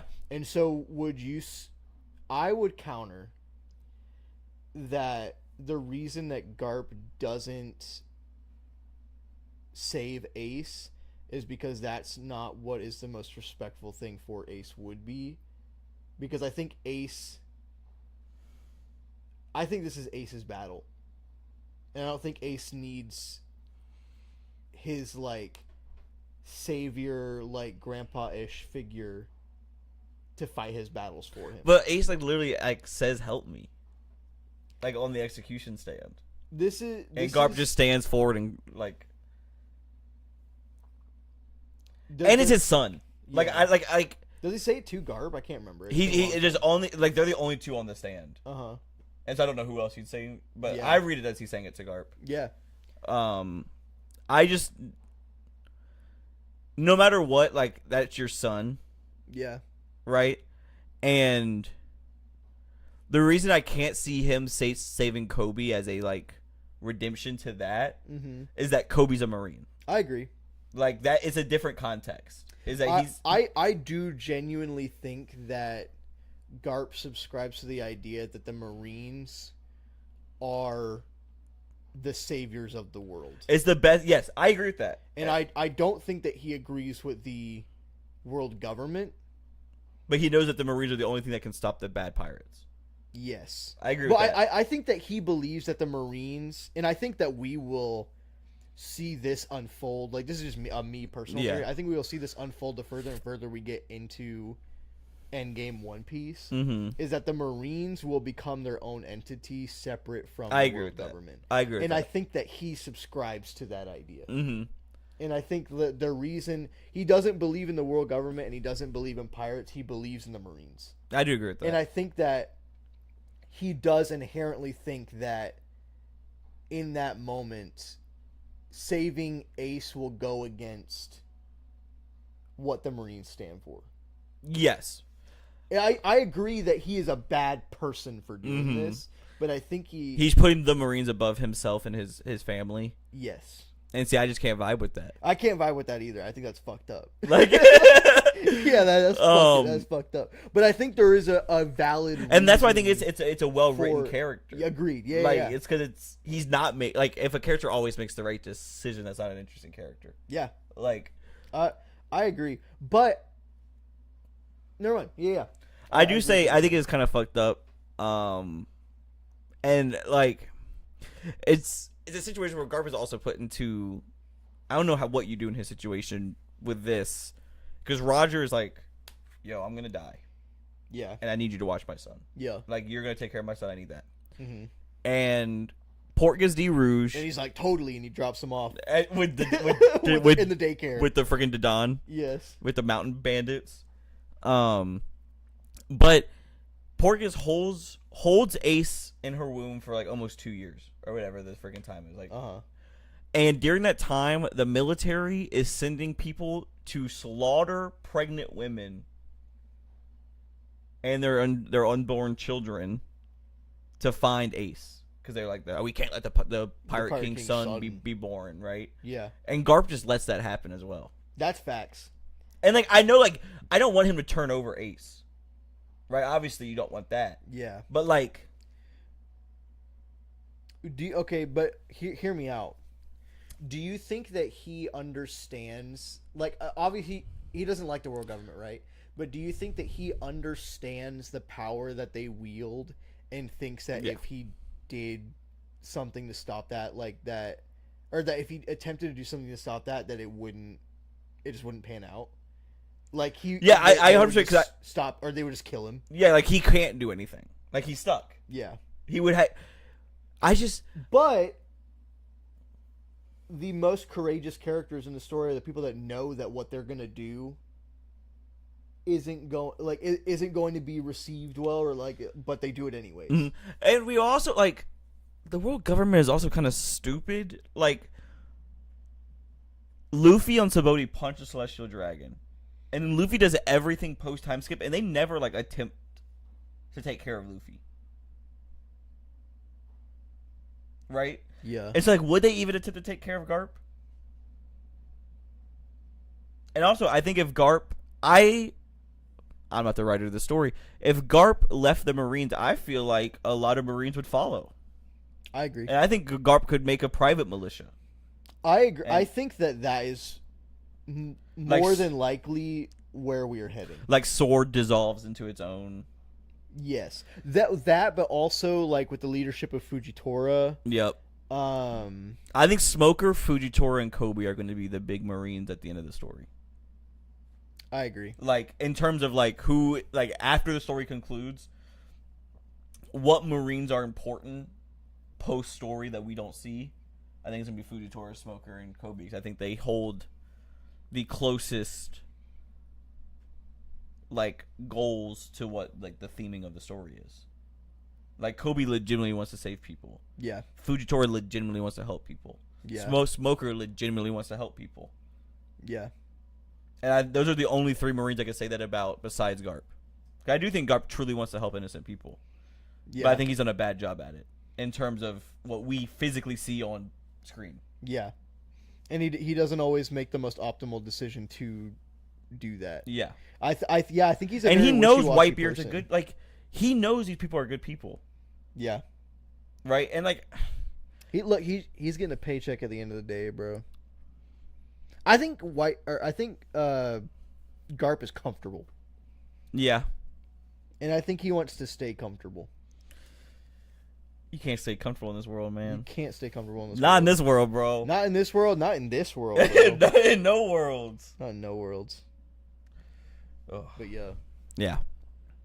Versus reality. Attempting to fight the system would be morally good in principle, but in reality leads to no positive outcomes, as it is not realistically possible to defeat the world government. In reality, Siding with this government and working with the system, while morally uncomfortable, does allow one to have practical positive impact of working to save as many lives as possible. This is the type of dilemma that characters like Garp and now Kobe face, and they've both so far ultimately chosen to simply continue on the route that saves as many lives as possible, which is working within the Marines. So lesser of two evils. in their Yeah, mind. exactly. And I think Demon Hunter, Demon Demon Slayer. Hunter. You seen this movie? No, this came Here, out. I This also just do came out. want I to think. take a moment Yeah, to I know. address Oh no, I haven't. I'm saying, are you seeing it? Oh, I don't think so. I haven't seen any Demon Slayer. a common growing I've only rhetoric been told among it's readers, which is that all Marines are bad. This rhetoric is likely piggybacking off the popular real-world sentiment that all cops are bad. But that's not really analogous. The thing is, the Marines don't represent cops in the One Piece world. Islands all have their own cops and internal police force. The Marines in One Piece aren't really police. The Marines represent the world government's military in that they defend each member nation against external threats, aka pirates. And in this sense, the Marines are pretty much the hardest working military imaginable. They are literally in a never-ending true. war against countless hordes and I see his point here, Mhm. and he continues to equate the Marines to like U.S. soldiers, right, or just any soldiers. Uh-huh. But I do think in terms, because I don't know if you've been seeing this on your like YouTube Shorts or TikTok or anything, but like there's been a big like all Marines are evil push. Yeah. And I'm someone that subscribes to that saying, because I feel like because he's saying that like it's not like, because that is obviously derived from ACAB, right? Yeah. All cops are bastards, and he's making the argument that like the Marines aren't cops, they're soldiers, they're blah blah blah. And I think that is an apt argument, but I also feel that that's missing the point of what is being said. The point is that like these aren't the police. The point is that like the same reason all cops are bastards is them upholding this oppressive system. The Marines are still doing that, and I think that still falls into the same camp. Mm-hmm. For me personally, Yeah. I don't think all Marines are evil in terms of each individual Marine has evil intentions. Yeah. But it's like all Nazis are evil because They perpetuated they- Nazism. yeah. And Even if you're just following orders, you're doing a bad thing, Yeah. right? Yeah. But that's I mean- the argument I disagree with in this video. Mm-hmm. And yeah, I think here's where that gets complicated for my mind, right? Mhm. Is that these people sign contracts that if they do not do what they are told, they can get really bad consequences directly towards them. Mhm. And so I think it's more complicated than it being a like just don't do it and you're saving. And I don't think you're saying that. Yeah. Like you can obviously, or like you can't obviously just say I'm not going to do it, Mhm. and then like not get repercussions. For Yeah, that. I think the answer is just you don't be a Marine. I agree. Yeah, right. I agree. I think that if you are a Marine and you want to stop being a Marine, it's hard. Is it though? It's not impossible. I feel like we like are like think about Aokiji.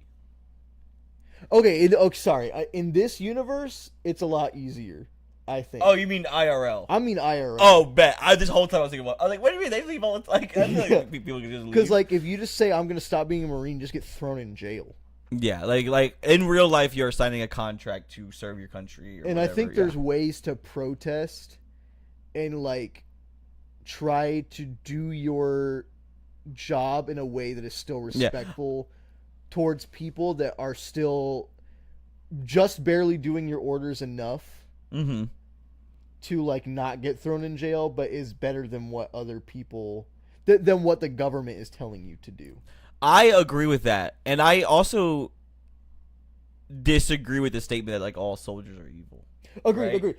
And that's okay. This goes back to like all men are bad and evil. Yeah.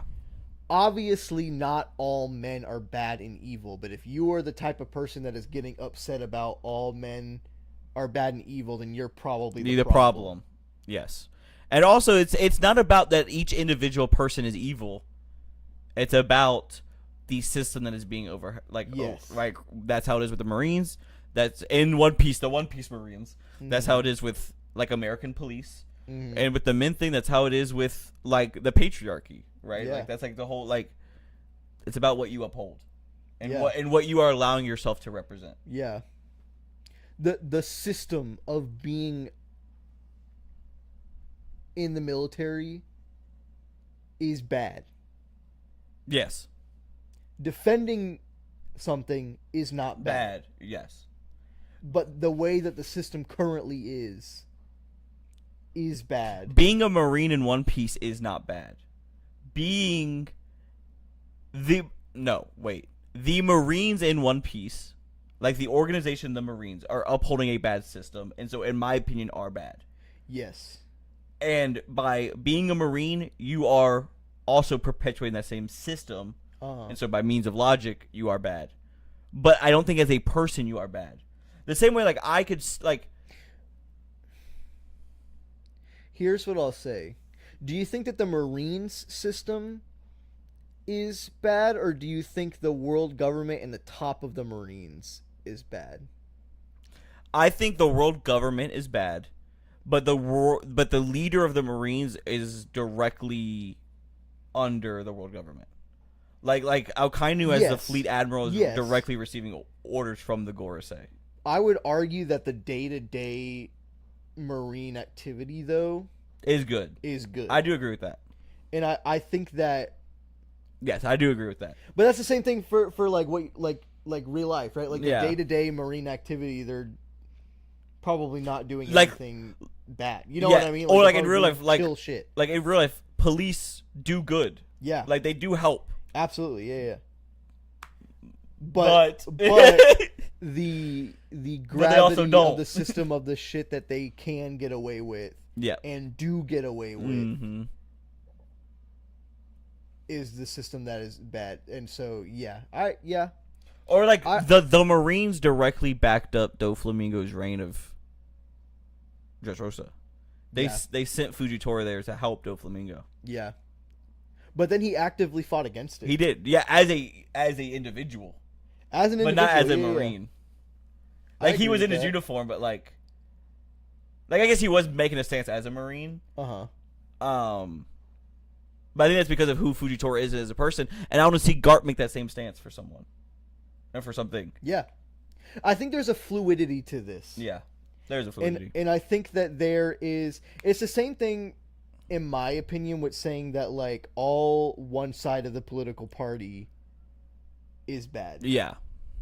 You know what I mean? Yeah. Because there's a ton of people, it's a spectrum. Mm-hmm. You know what I mean? And there's a ton of people that are joining this thing to solely do Bad things, bad things. but also just There's- as many people are trying to do good things. Exactly. And so Mhm. I think the people that there is a large enough chunk of people that are joining it to do the good things Mm-hmm. that I think it is hard to say that all of these people are bad as a message.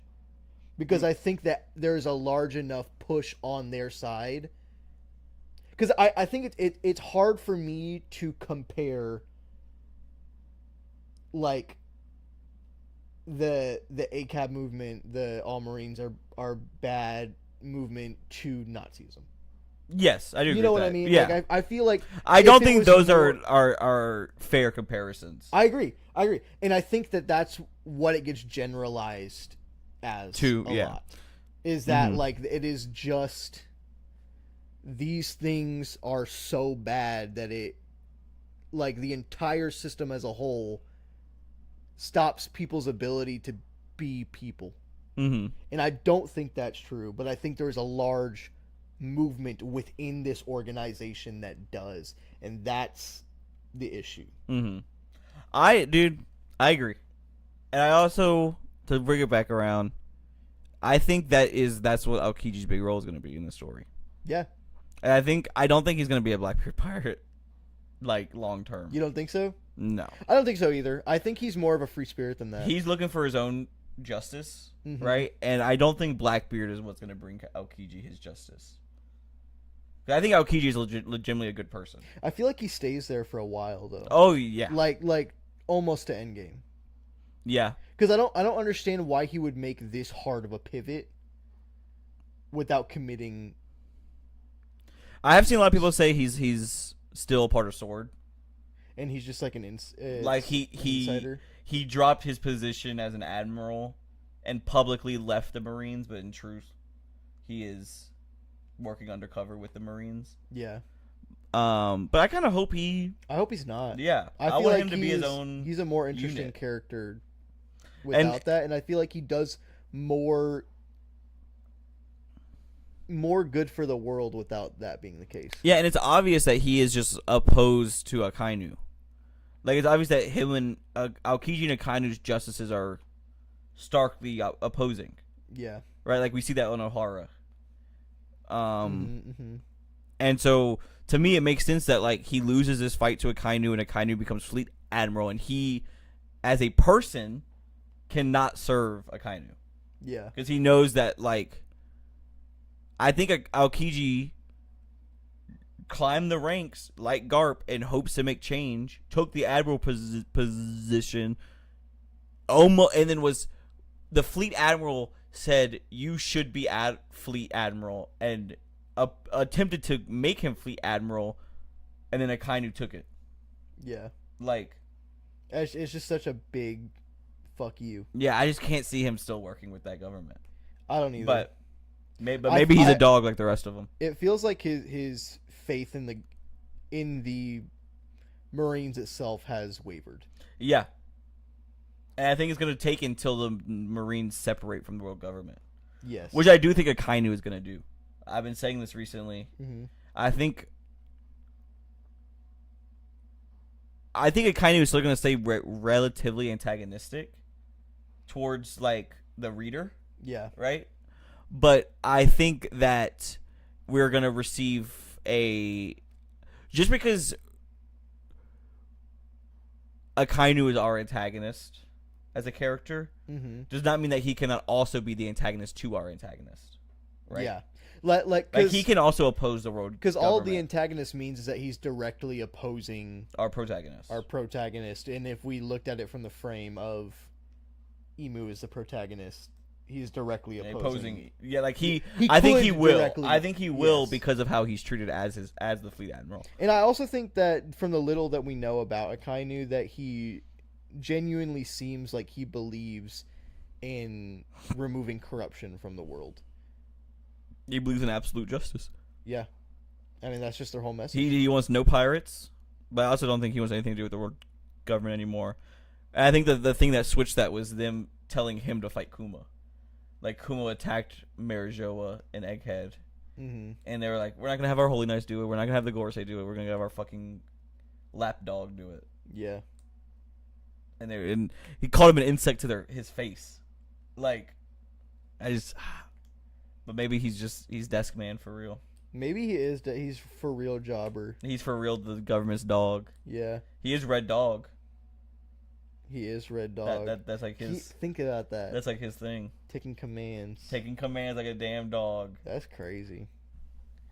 Hordes of armies of supervillains that are constantly trying to genocide entire islands. Saying all Marines are bad isn't really like saying all cops are bad. It's more like saying all soldiers are bad. And I think saying all soldiers are bad is a less common sentiment in the real world. I think in the real world, people still generally respect veterans. I think it's a little bit too much of a nose. Soldiers who are like injured in combat or who compared, gave their lives in combat and so on. And I'm not saying that the morality of being a soldier is black and white. That's its own whole discussion. I'm just saying that, for example, even if you strongly disagree with your country's government, you probably still acknowledge to some degree that your country does at least need to have soldiers and a military so that you don't get, conquered by outside forces. So if you apply that same logic to if you were in the One Piece world, the only thing preventing every man, woman, but you and can say the same child thing in about your cops. island from being murdered, raped, or turned into slaves by the Beast Pirates agree. are If the these world's Marine perfect world, we'd have soldiers no who are cops. risking their It's lives not. fighting not. against these literal monsters. So I imagine you wouldn't be sitting on your high horse saying that actually this guy Kobe who saved my family is a piece of shit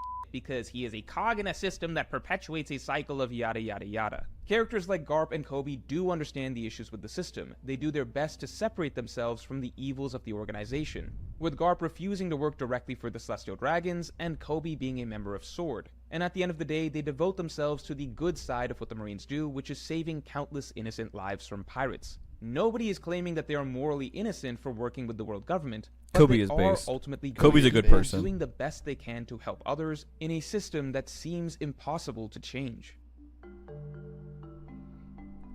I still can't believe Now, on the that other end of the spectrum, you have the quote-unquote good pirates of One was Piece. hard. Figures like Whitebeard, In, like, Shanks, 2 and months. Luffy. These In, like, characters 2 pose a months. different Isn't moral that issue crazy? from the quote-unquote Well, you know good why? Marines. Whereas the good Marines There was an can be SBS where Oda was like, in One Piece, when someone follows their dream and is on the path of their dream, they become more good looking. Yeah. And And then Kobe joins the Marines, and then draw you're talking about like draw these characters like when they're they get bad and older, good. and then he always does the good and bad, and Yep. like bad always are life uglier. is always Or like how, spoiler alert for current One Piece, which I guess we're watching this video. yeah.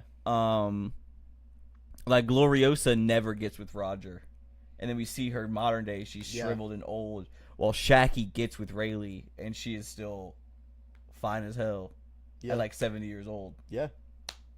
Facts. And what does that mean for Dr. Kureha? At 140, she still looks like that. What was her dream?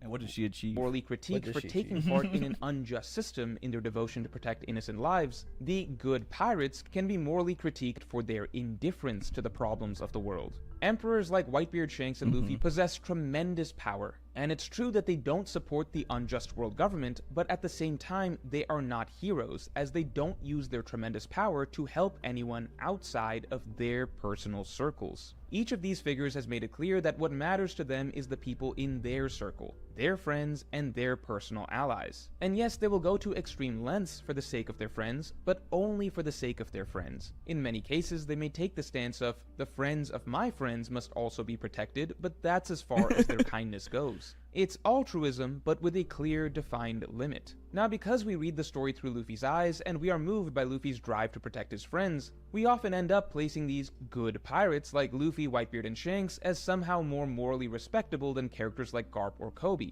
Because the primary virtue we are repeatedly being shown is how important it is to protect your friends and not side with authoritarianism, completely ignoring the other side of things, which is, what if you don't just want to help your friends? What if you want to help all innocent people, but that comes with the cost of working with authoritarianism? Luffy's actions aren't morally that commendable. Indifference to extreme human suffering outside of your own personal friend group, when you have the power to easily help many others, doesn't make you a hero. And Luffy himself is aware of that. Consider that at this point, Luffy's combined forces He's not of a his hero. core crew, his gigantic subordinate fleet,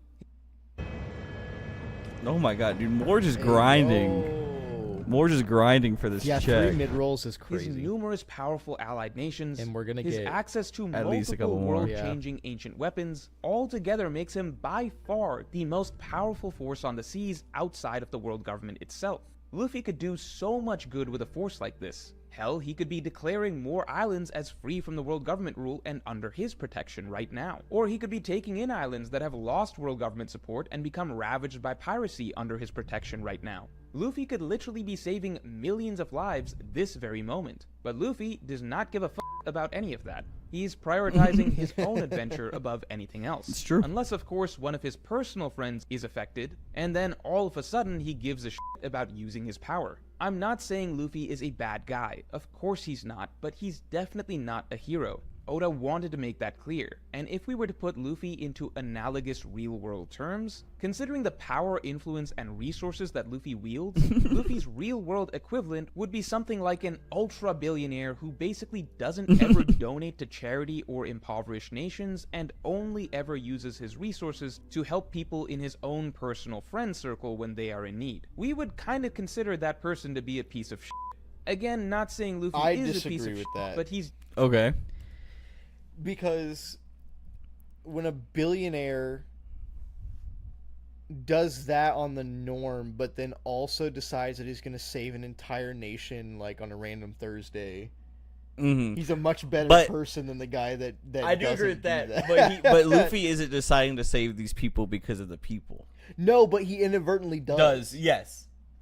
And so I think that like He would be like a billionaire if billionaires did that. it is a yes, it is a means to an end, right? Like Yeah. he saves the place that he's at because he wants to save those people, but he still does save Save that the people. place. Yeah, I agree with that. No, I understand.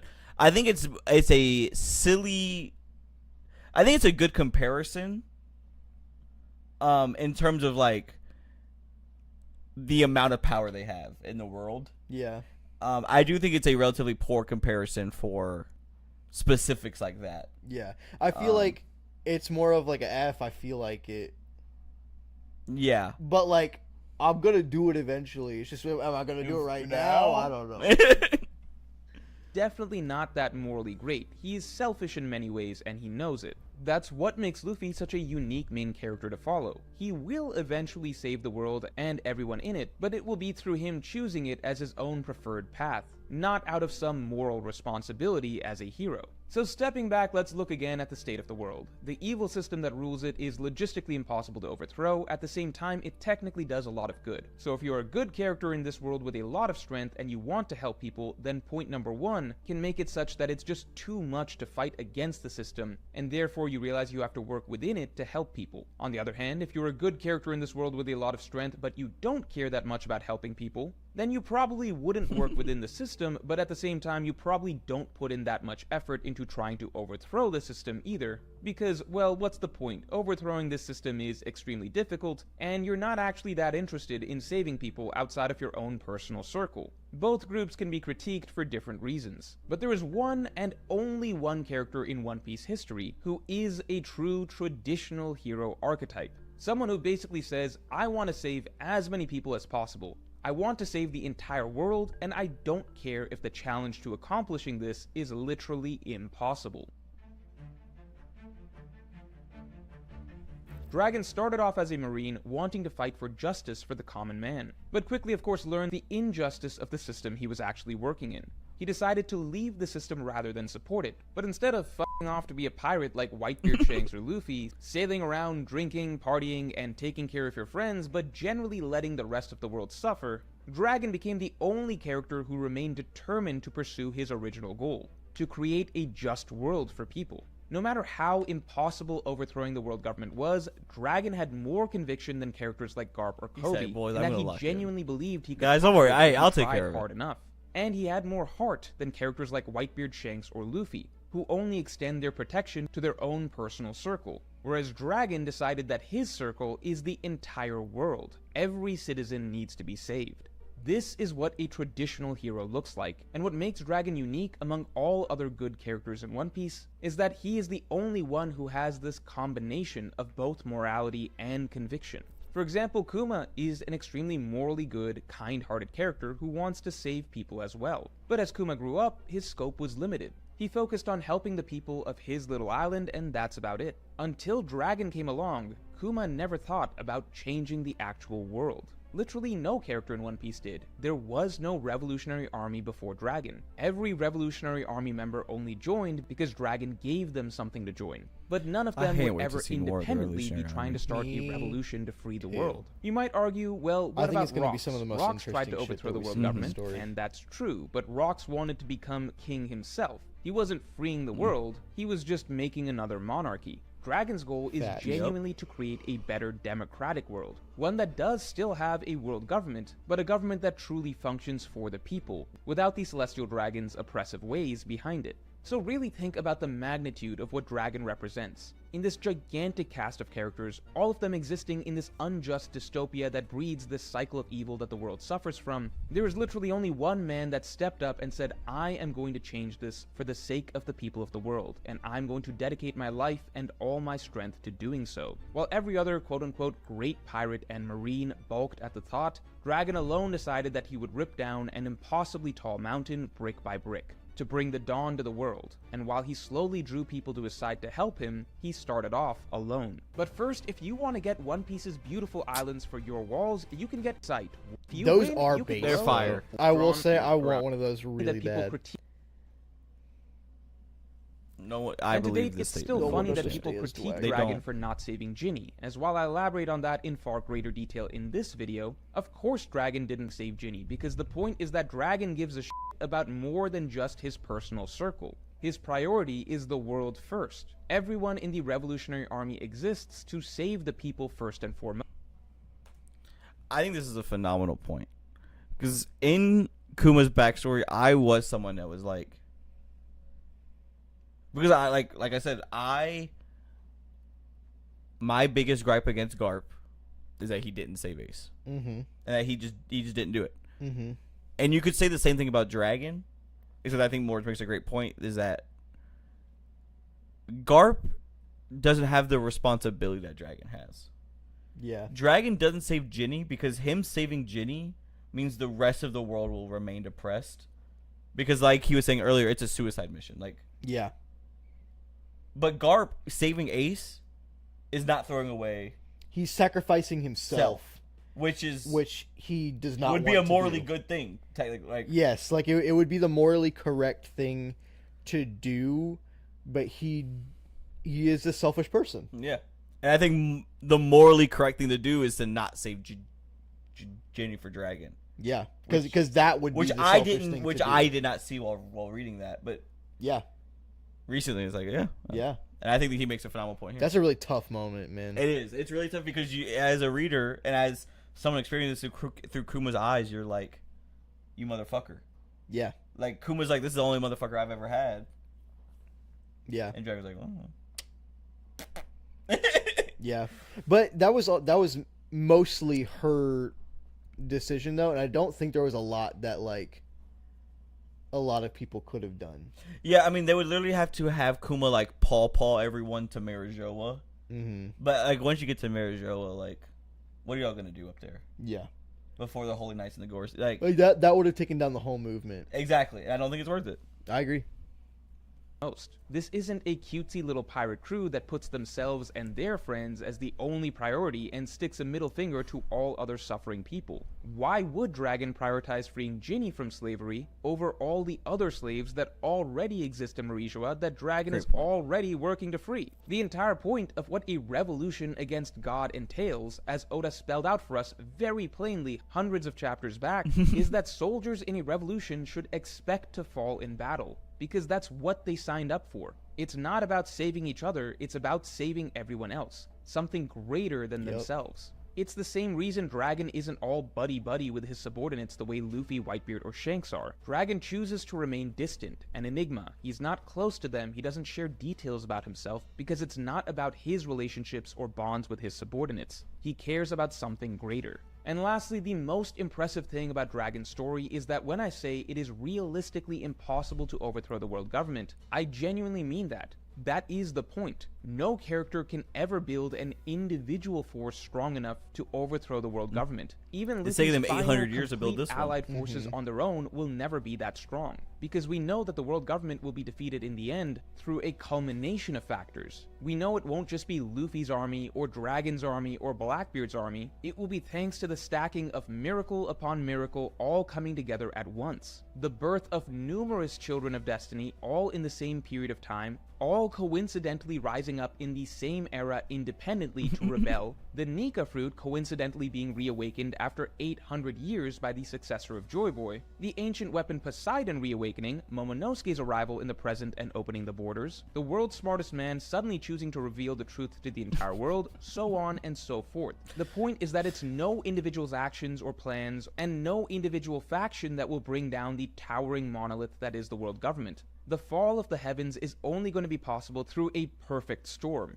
800 years of destiny finally aligning with a million things outside of any one individual's control falling into place. We know the revolution will succeed, but it won't just be because Dragon built an army and planned for decades. A lot of genuinely miraculous assistance will have to come together to aid Dragon that he could never have accounted for, and it's only thanks to that the revolution will succeed. And that is the beauty of it. Dragon initially embarked on what was essentially a suicide mission to free the world. A battle that from the start was genuinely not winnable, as it is simply not possible in a single lifetime to amass a singular force large enough to defeat the gods. But because Dragon embraced this challenge of the impossible that no one else in the world dared to do, fate is going to reward better him have for his Conqueror's grandiose hotkey. conviction. The stars will align for all these other That's some countless Conqueror's pieces shit. outside of Dragon's own control to fall into place to aid him in this revolution to bring his dream to fruition. And the most important that's gotta of be these low-key heaven-sent right there. pieces will of course I completely be agree. his own son. So I've been let me working know on in a the mural comments below theory. what you look Yeah. forward to seeing the most from Dragon in the final war. But yeah, that's the video. That's fire. I That's think fine. it's a very well done video. And I think he's right. yeah, I think he's spitting.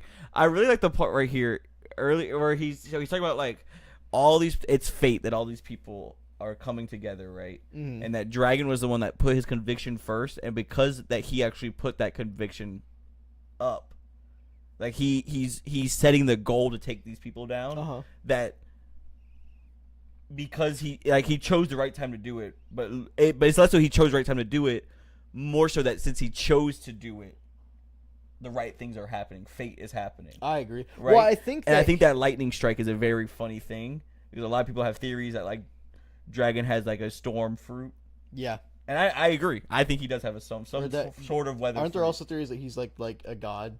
that he has like, like he's a god fruit? the rain god fruit or Yeah. whatever?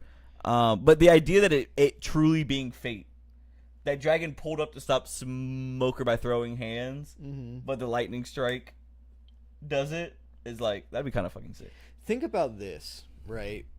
Think about how Dragon is in the first For One his Piece grandiose opening ever. Yep. Why do you think that is? Luffy's dad. I don't think that's why. Oh my God, Tyler. Oh, you just posted. Never mind. Very Has some cool, crazy dude. takes in the middle, but I think overall he has the right impression with good analysis. What do you think his crazy take with like the APCAP stuff or what? Because I agree, there's definitely stuff I don't agree with, but I think he does make really good points, and that his analysis is kind of on point in terms of like the like character writing. Ooh, what time is it? Oh my God, it's almost 11. And we can also talk about it later if we don't want to talk through the Twitch chat.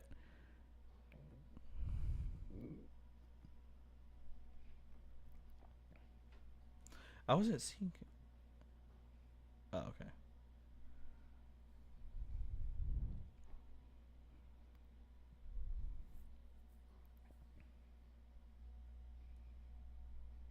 Oh, you switch it back to Balatro?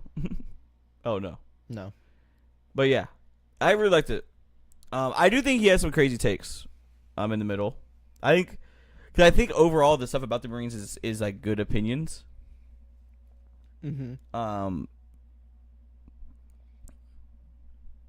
I do wish he focused on Dragon more. He did. He spent a lot of time talking Like about there's a lot how of setup. everyone isn't a hero. Yeah, and why Dragon? And then it. Well, and I think that's fair because we don't know a lot about Dragon in general. This is like a lot of Morge videos, this is an assumption based on what we know, right? I'm getting sleepy, fellas. On God. We need this guy to come around. Good night, great stream. Wait, we need what guy to come around? Oh, Dragon. Yeah, yes. I completely agree. Good night, brother. I Good love night, you, brother. man. We You love have you, some man. good sleep, man. We'll talk tomorrow because I'm sure we're gonna read the chapter tomorrow. Yeah. I'm very excited for that, and I'll get Jacob on his homework. But you get some good sleep, man. Yes, sir.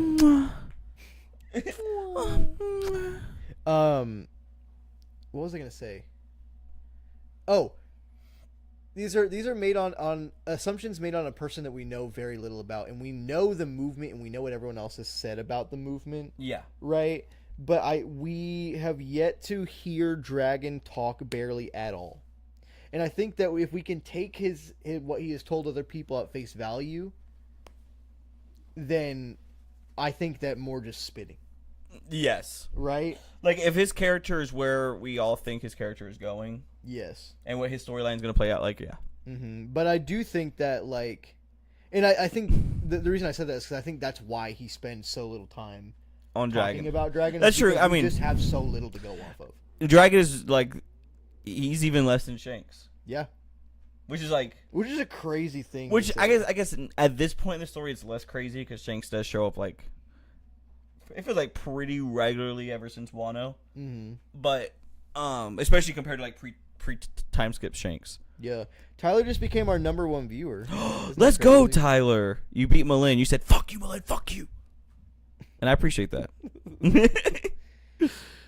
But yeah. I really like that video. Yeah, And I like it when One Piece creators don't just do theories. yeah, As a theory man myself, I like making theories. They're fun. But like I think analyzing- theories are fun because we're reading it right now. Yeah, But I think the analysis of this story is what's going to keep One Piece important forever. I agree. I mean, it's the same thing like we were talking about Breaking Bad earlier. Yeah, that show has Like- been off for over a decade, but it's still picked to. Yeah, it's still cool to analyze it and pick apart these characters and Mm-hmm. figure out why they make the decisions that they make when they do. Yeah. And analyzing why analyzing the dominoes. Mm-hmm. You know what I mean? And what knocks something into the next part. Yeah. Oh, I love it. Morge, you spit, dude. Morge, I don't think Morge does spit. I don't think you're gonna see this, but we're big fans. I think that that Morge makes some crazy assumptions sometimes, Mm-hmm. but I don't think that that's like in a careless way. Yeah, and I don't think it's like a flaw of the creator. I think it's a flaw of like making content about something that's like ongoing, and you're trying to predict the future. I like that Morge is a creator that will sit here and say, it maybe it's like a nitpick, right? But like when you're taught on like how to write, Mm-hmm. and you're writing an argument, you never say I think this, I think that. You say this is this, this is that. Yeah. You are arguing that is how it is, and I like that he goes, because of this, this will happen. Not Yeah. like because of this, I think this will happen. Yeah, But he goes, it makes sense for this to happen. this will happen, and here's why. Why? And I think he does that well, while a lot of other creators will say like, well, look, if you think about this, maybe this will happen, and maybe this will happen. Yeah, but yeah, I think it does make for a better, it makes for a better analysis to just cleanly say, this is the thing that is going to happen. Yeah. Based on these things, Based on what I rather have. than reaching out to all of the different like tangents and Yeah, well, 'cause things. I think when people like hear people talk about anything on the internet, they assume they're talking factually, right? But your an analysis is not talking factually. You're talking your opinion as if it is fact. That's what like an analysis is, right? It's, yeah, how do you view this thing? And now tell me how you view it. yeah. And yeah, I think he does a phenomenal job. Shout out Morge. Yeah. I know you don't need it from us, but I think what he says would be fucking crazy if he didn't back up his shit. yeah, and he is very good at backing up his shit and backing up like he's good at just being like, look, why would Oda be writing this if not for this? Yeah. Like he's good at just like taking the meta of it. Like take yourself out of the universe, take yourself into our world. Why would Oda draw this panel of this person seeing this person if that is Yeah. right? And I think that someone else could make the same video and say the same thing about the same panel and come to a different conclusion, and it would still be Good. just as like what's the word I'm looking for? Like justified. Yeah, 'cause if Morge is a big proprietor that Blackbeard is gonna get Pluton. Yeah. And I agree with that. I think he will also get Pluton because I think so much has been leading to that Yeah. in the background of the story. Uh-huh. That's where like why would Oda have Caribou ride with the Straw Hats all the way to Wano? Why would he have Caribou learn about Pluton? Why would he have Caribou go to Blackbeard for the sole purpose of telling him about Pluton? Yeah, like, and then it Blackbeard is- not get, and then not even attempt to get Pluton, right? Like Yeah. why write this character arc for this character that no one even likes? Yeah. Especially with the assumption that like Blackbeard is going to be final villain. Yeah, I think he is. And I think so. I think it would be the most interesting choice. And when you're writing a story, you should always go with the most interesting choice, unless you're trying to say something very specific. Yeah, I'm working on a theory right now that I'm actually trying to like write out and make a video on. And I'll tell you about it after the stream. But it focuses around that I think Emu will be defeated because Luffy and Blackbeard work together. I think Luffy and Blackbeard separately are gonna come to the conclusion that they need to defeat Emu. Take this guy out for each of their own personal reasons, and because of that Emu will be defeated. So not that they're. I don't think they're gonna be literally working together. Yeah, we're gonna fucking fight Emu and we're gonna save the world. Yeah, I think Blackbeard wants to take out Emu because he wants to be king of the world, and Luffy would want to take out Emu because it's the prophecy or whatever. Because it's fucking just no. I think it is to save his friends. Yeah, I think to save his inner circle. I think there's a big the people that he cares about in the world.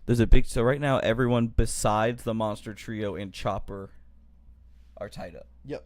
There's a good chance Luffy goes up there to fight Emu, get his ass whooped, and then they take all those Straw Hats to Marijoa, and that's when Luffy dies. And that's what pushes Luffy to Marijoa, which at the same time we are to believe dragons at Marijoa right now because it's on fire. It's an age-old Paramount War. Oda has said that the final war is gonna blow the Paramount War out of the water. Yeah, and I think it's gonna be through a similar setup. Someone's gonna have to get saved, especially because it's crazy to me because like when I caught up to the story, or slightly before I caught up, we went over like Oda said, I'm gonna end this story in the next 2 years. Yeah, and in my mind, I was like, you're smoking penis, buddy. Like, you're out of your fucking mind if you think in the next 2 years the story's going to be over. And you're the one writing it, and I can say that confidently. Yeah. And then I caught up, and I was like, I could see a vision where this could happen in the next 2 years. But that was before I knew how many chapters come out in a year. Yeah. I thought we were expecting, like, 100 chapters in a year. Yeah, no. Which is obviously not true, right? Yeah, but we get like 30. Yeah, we get like 30. I still think we have like 7 years left. I think we have realistically like 7. I think 32 is the year. I think 2032 to 2034 is the range for me. I could see it possibly. I think within the next 200 chapters it's over. Next 200 chapters it's over. So like 1300, almost 1400. 250. Like, so right around 1400, like 1410, because we're getting 1160. Because I agree with that. I think that Elbaf. I think Elbaf ends in the next like beginning of 2027. Chapters, yeah, like easy, right? I think it depends what happens. No, it could not. It depends on like what all we're gonna end up considering to be Elbaf, right? Yeah. Like, do we expect is the same arc going to continue?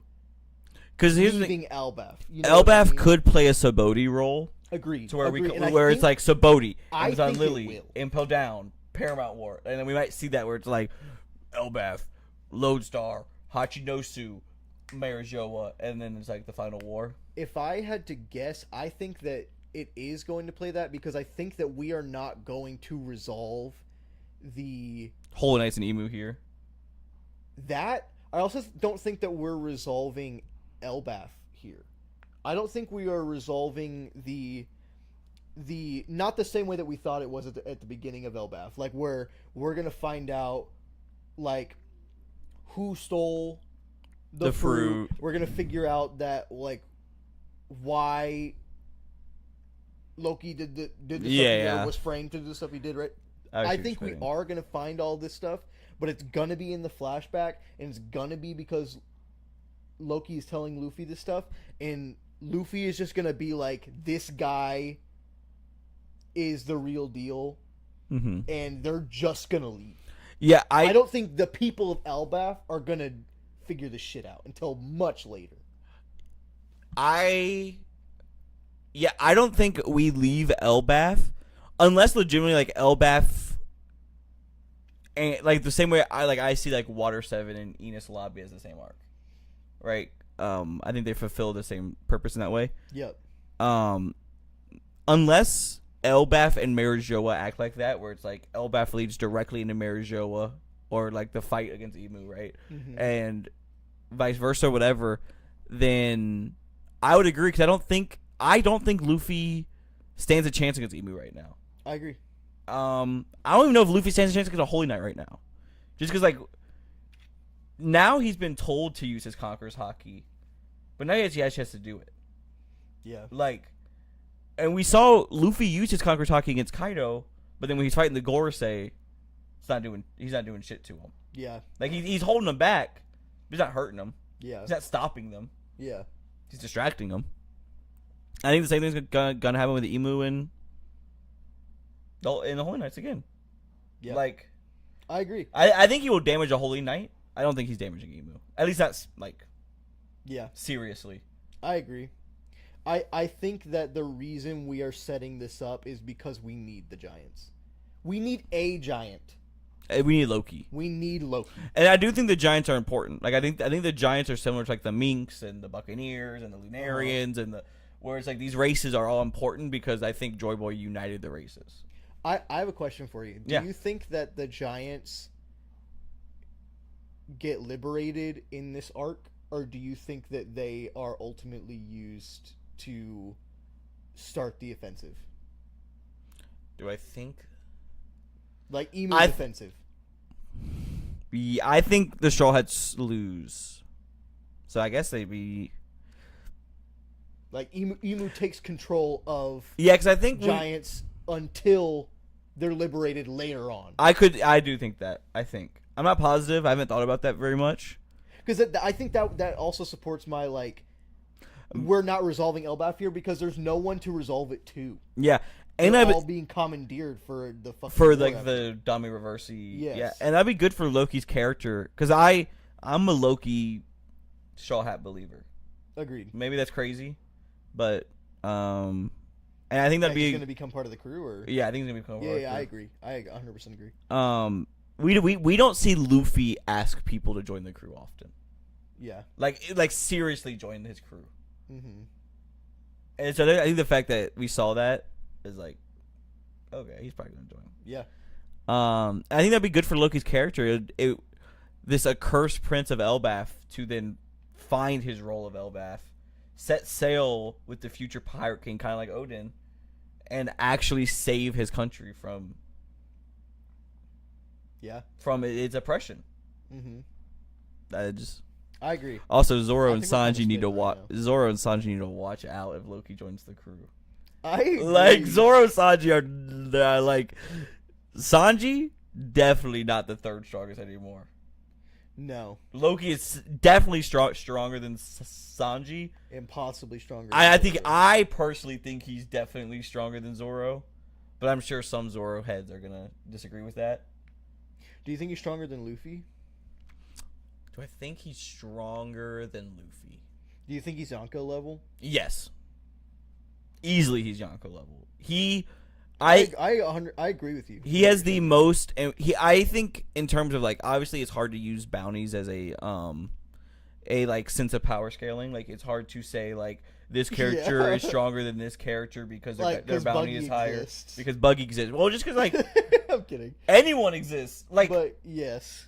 like I mean, like we can say that like you could say like Chopper has 100 bounty, and he's obviously stronger than that. Crocodile only had 81 million berry bounty. Yeah. Obviously he's stronger than that. He's taking out whole marine ships. Like Yeah.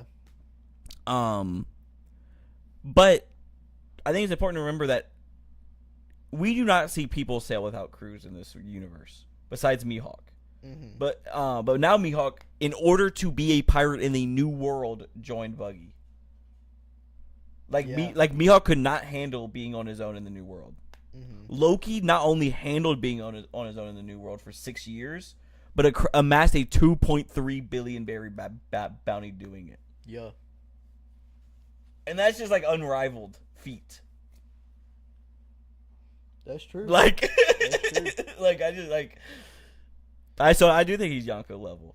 Yeah. And I think I don't think that actually. If he was the king of Elbaf and also a pirate, he would just be a Yonko. He would have a territory. He would have an army. He would. Do you think he's stronger than Luffy? Oh, was that the original question? I forgot. Yeah. Do I think he? I think he could be. He's Yeah. he's literally the sun god, bro. He is the sun god. I think he's. Do you want me to tell you who I think he is? Who do you think he is? What fruit I think he has?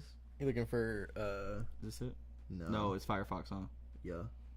Because he showed the mural, right, at some point? He did. Right there.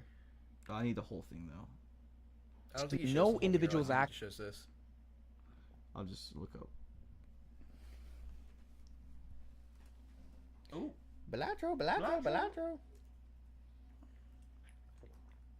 Chug that. Okay. I'll go more. I've never seen it in color before. This is awesome. I'll go more into detail because my theory is about this mural and about the Harley text. Mm-hmm. I think this is Loki's fruit. I think Loki has the Hellfire Serpent fruit. Okay. Look at this pattern. Uh-huh. And look at the pattern on Okay. right, and then the first world. Flames engulf the land, and humans succumb to the desires touching the forbidden sun. I'm gonna go a little bit into this theory just for the first world. Mm-hmm. I think this is the Davy clan. Okay. I think the Davy clan was used to harvest the eternal power source, which is now the Mother Flame. I think that's what this is. Okay. The enslaved prayed, the Davy clan prayed, and the sun god appeared. The earth god was enraged. I think the earth god is Emu. Okay. And together, or Emu's counterpart. Yeah, right? yeah. Emu, I think, is in the second world. But the earth god was enraged, and together with the serpent of infernal flames, shrouded the world in death and darkness. They would never meet again. And Loki would have the fruit of the... And I think of the Hellfire Serpent. Yes. And they would never meet again. I don't want to get to... It's a very big theory, so I don't want to get into it. It's just... Yeah. I don't think he can just have the sun god fruit. Right? Because there's something wrong with that fruit. Yeah. I do think there's a chance for there to be two sun god fruits, because in Elbeth there's the sun god of liberation and the sun god of destruction. Uh-huh. But I think if any fruit is the sun god of destruction fruit, it's the Yami. I think it's Blackbeard's fruit. Mm-hmm. His darkness fruit. It could be Loki's fruit, but and Loki has the snake eyes. Like he was born with like snake eyes. Yeah. And I think just like from a what's the word I'm looking for? From a like symbolizing from a symbol standpoint, I think that calling Loki the god of destruction is not what Oda's going for. I agree. Loki's a good person, and and Loki's gonna be a good guy. And I don't think the Nika god of destruction is supposed to be played as a good. I think that will be a major theme of the final saga. Yeah. Is that just because Luffy is the sun god does not mean that Luffy is inherently good. Uh-huh. And that I think that think about, and it might be a part of it, but like Luffy destroying all of Fishman Island. That's kind of like the Nika of destruction. Yeah. Like if that is Luffy that ends up doing that. I don't think it's Luffy. I think it might be Katarina Devon. Dude, I forgot about that. That's a crazy situation. situation. I think it might be Katarina Devon. Because what if Blackbeard raids Fishman Island for Poseidon? I agree. Like, I agree with what it's you're just. saying. I think there's right now. there's a lot that could go there. The first time you told me that theory, I was like, "You're fucking spitting right now." Dude, I like this story. I don't know if you know that about me. Yeah. I spent a lot of time thinking about this story. Yeah. Oh, I'm getting Good. I'm a little hungry. I agree. All right, I think we're gonna end the stream. I hope y'all like the One Piece talk. Yeah. If y'all let us know, we'll do more. And if you don't, then don't watch it. Yeah, because I mean, we'll probably do more We're anyway. gonna do it. But yeah, we'll see y'all next time. Thank you guys for watching. Don't be square. Don't be square. In a square hole, be a round peg. And if you're seeing this and you see any dope One Piece theories, post them in the comments, and maybe we'll watch them. Yeah, I like One Piece theories, so I'll watch more. I agree. Goodbye, my sweetums. Your sweetums. Bye bye.